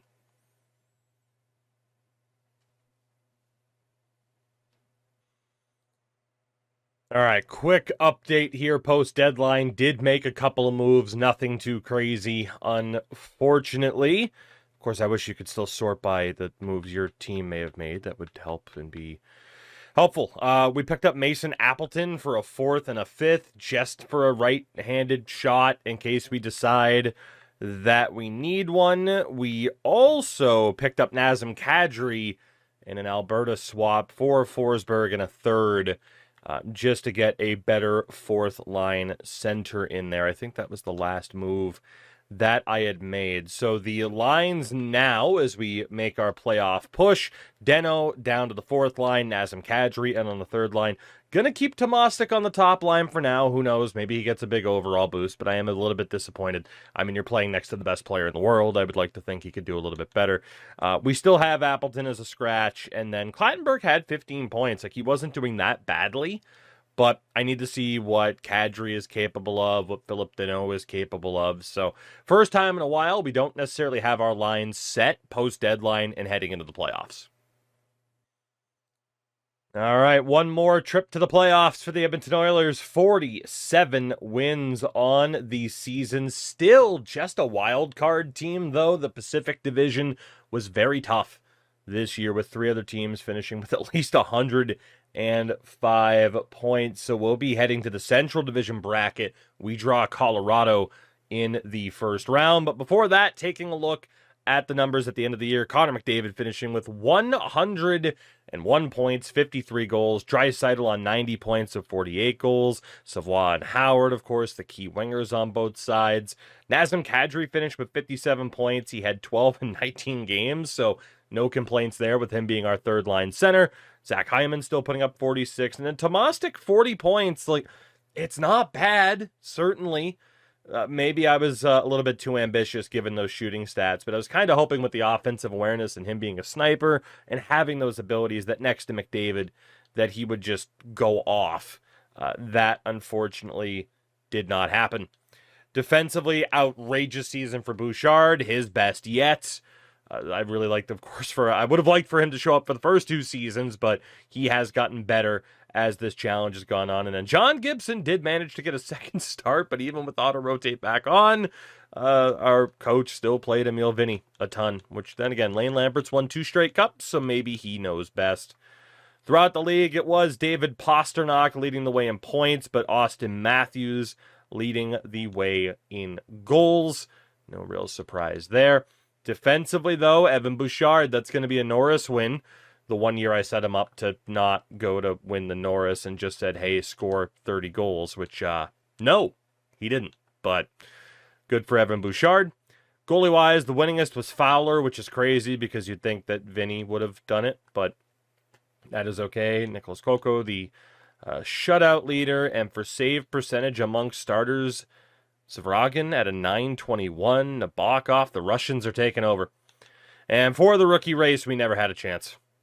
We never had a chance. Holy. 82 overall for the Flyers. Just absolutely crushed it. So, heading into this matchup, we'll obviously get a look at Colorado in a second. I think we'll leave the lines as they are, and we'll make adjustments if we have to, particularly, if Tomastic is just proving to be completely ineffective. Maybe even if Dano is ineffective, Connor Clattenburg could step back in. So, at least we have some insurance to step in if need be. But the 100% confirmation that it indeed will be the Colorado Avalanche, and there it is. One more showdown with the Avs. Let's take a look at that roster 5 years in. Dylan Holloway with Nathan McKinnon and Martin Necas. Tommy Novak with Chandler Stevenson and Valeri Nichushkin. Arturi Lehkonen, Parker Kelly, and Logan O'Connor. Gage Gonsalves, Brock Nelson, and Morgan Barron. Okay. Defensively, Sam Girard and Cale Makar. Mikhail Gulyayev with Matt Roy and Jake Bean with Ryan Johnson. So a certain Cale Makar defense partner must have been traded. Ilya Nabokov is their goaltender. Oh my God. Stamkos and Landeskog, both healthy scratches at this stage. Man, they just keep alternating Landeskog, huh? They can't help themselves. They don't know what to do. But here we go. First round against the Avs. We are playing, of course, Tomastic scores our first goal of the postseason. I was about to say we're playing with house money as we go to overtime in game number 1, and we lose the game in OT. Just one goal scored. I can't even blame Emil Vinny there, but maybe we'll give John Gibson the next game. Oh, goodness. Playing with house money is 2-time defending champions, but, man, 3 in a row would sound pretty good, if you ask me. So, game 2, let's give John Gibson another chance here. Emil Vinny, not a bad performance at all. But Gibson obviously was our guy for the last 2 cup wins. If we have to start alternating goalies, we'll do what we have to do. Maybe Gibson gets lit up here. 1-1 at the end of the first in game 2. Lamoureux and Holloway. 2-1 for us now. Simone Benoit with 6 seconds left. And then we fall apart in game number 4. Ryan Nugent-Hopkins may have proved to have been the glue keeping this team together. All right, that might mercifully be the end for John Gibson. We have just 3 goals in 2 games, which for this offense, not great. We know this team goes wherever Connor McDavid. Wherever, of course, McDavid and Draisaitl carry us is how far this team goes. They have been mostly non-factors so far. Vinny is back in, but we surrendered the first goal of Game 3 as my voice nearly dies on me, much like this team is currently dying on ice. Second period, now down 2-0, and we get 2 goals in the third, but it's not enough. The Colorado Avalanche have a 3-0 series lead. A situation that we have never been in our time over the course of these 5 seasons. And that is probably it for us, isn't it? I'm glad Connor McDavid's happy about his ice time. I'm so happy. Congratulations, Connor. In goal, no doubt, Emil Vinny between the pipes for this one. And we'll try to knock it down. Oh, my God. Yeah, Bouchard, no Conn Smythe this year, pal. Jesus. It's not even worth changing anything. We'll just leave it. It is what it is. From that forward perspective, oh my God.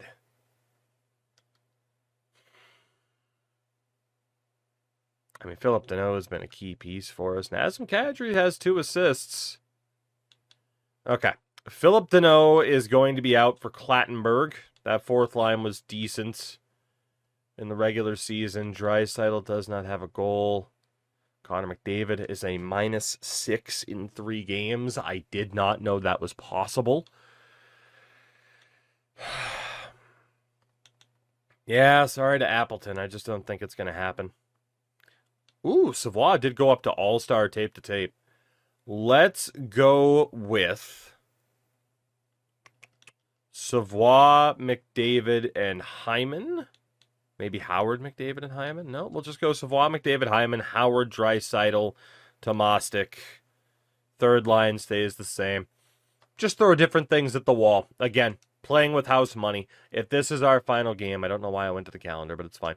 If this is our final game, then so be it. Game number 4 is the cup defense over. We get 2 goals. Hyman and Kiefer Sherwood. Second period, make it 3-0. Toropchenko scores, and the Edmonton Oilers are not done yet. A power play goal for Cale Makar. 4 games down in this series, we do not have a goal for McDavid and Draisaitl. Now I have to wonder whether or not there is like an under-the-hood energy system for some players, and like McDavid and Draisaitl are just running on empty at this point after the back-to-back cup runs. Game number 5 back in Colorado. Howard scores on the power play. Draisaitl gets his first of the series. And wouldn't you know it, Game 6 coming up as Nazem Kadri gets the insurance goal against his former club. Emil Vinny, another incredibly strong performance. And that's kind of what I was talking about when I said, like, okay, you know, it's not like a win-at-all-cost type of challenge. We kept Vinny, we kept Savoie, we kept Howard, we developed them all instead of just immediately trading them for whatever. And it's worked out in terms of giving us longevity. Game number 6. Let's see how it goes. First period, 2-1, Sherwood and Toropchenko. Second period, GG's. That'll do it, and indeed it will. Our title defense ends.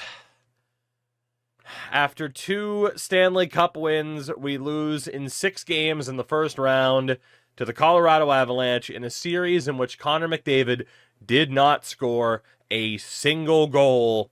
You're just not going to win in that scenario, are you? But ultimately, after the way this challenge started, and you could argue how much of a challenge is it when you start off with the best player in the world and someone who's, top 3, top 5 at worst in the form of Leon Draisaitl. How big of a challenge is it? But ultimately, 2 Stanley Cups. We managed to retain the rights to Connor McDavid. Season 5, they definitely ran out of gas, unfortunately. Yeah, I mean, nobody with more than just 4 points. I mean, Clattenburg was a point per game, which is insane. But yeah, Toropchenko and Toropchenko and Torwood. Perfect. I need to wrap this up. 2 goals apiece to lead the way, and goose eggs for Clattenburg, Deneau, Frederick, and Connor McDavid. Just such an anticlimax for our final season. Bouchard at least played better down the stretch, but obviously the team's in an interesting little spot. Emil Vinny seems to be ready to go in goal. The Darnell Nurse Albatross contract is over, but obviously he could be brought back.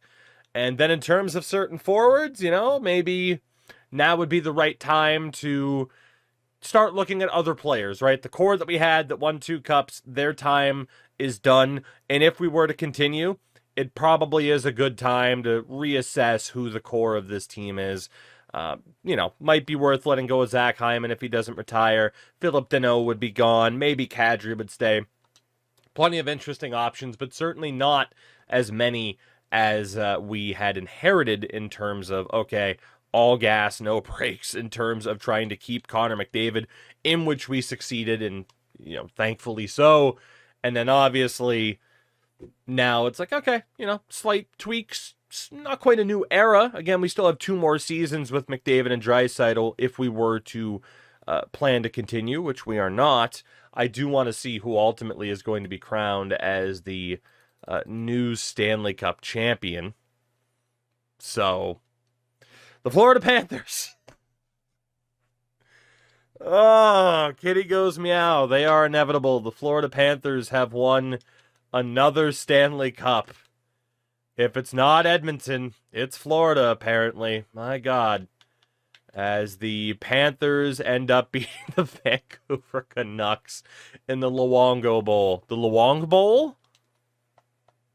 We'll workshop that.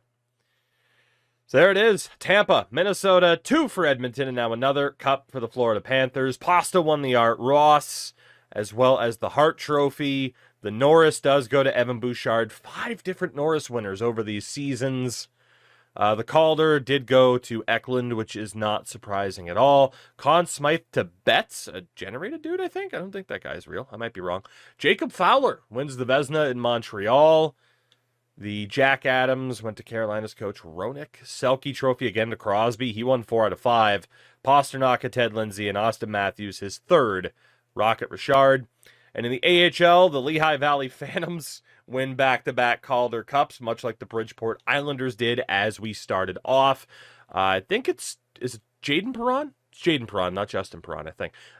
Top point getter was also league MVP. Chris Kreider scored the most goals. Someone named Nelson was the top rookie. Hamara, top defenseman. Scotty Ratzlaff, best goaltender. And Denver Barkey, the MVP of that playoff winning team. And shout out to Philly. Declan Osp was the MVP last year for that Lehigh Valley Phantoms team. So 5 years in the books. Safe to say it was mission accomplished, and we leave the team in a better state than where we found it, which is ultimately the goal. Crosby is gone on 2,100 points exactly. Ovechkin, 1,063 goals. I mean, certainly the end of an era in a lot of ways with quite a few of these retirements. Victor Hedman retires in Chicago. That is gross. Varlamov is gone as the goalie with the most amount of games. Anthony Stolarz, that seems early. He's 36. He's been around for a long time, in fairness. Long time. Did we lose anybody this year? No, just from the minor leagues, in which Taylor Hall did retire within this organization. So there we go. 5 years down. I do have a team in mind for what the next one will be, so keep an eye out for that. But, because I am kind of enjoying this change to the format here, just to mix it up and try something a little bit different. But after that, I'm intrigued. Give me your sales pitch on your, the team, not necessarily your team, but the team you think would be most interesting in a 5-year span, whether to try to win like we had to do with Edmonton, try to rebuild within 5 years. I don't know, maybe we use someone like frickin' Detroit, and it's like, hey, can you finally make the playoffs, please? Plenty of different options. For now, you know the deal. Thank you for watching. Do all the YouTube stuff. Like and subscribe. Join to get the videos early. All the fun YouTube crap. Twitch.tv/Toogie24 every night. Goodbye.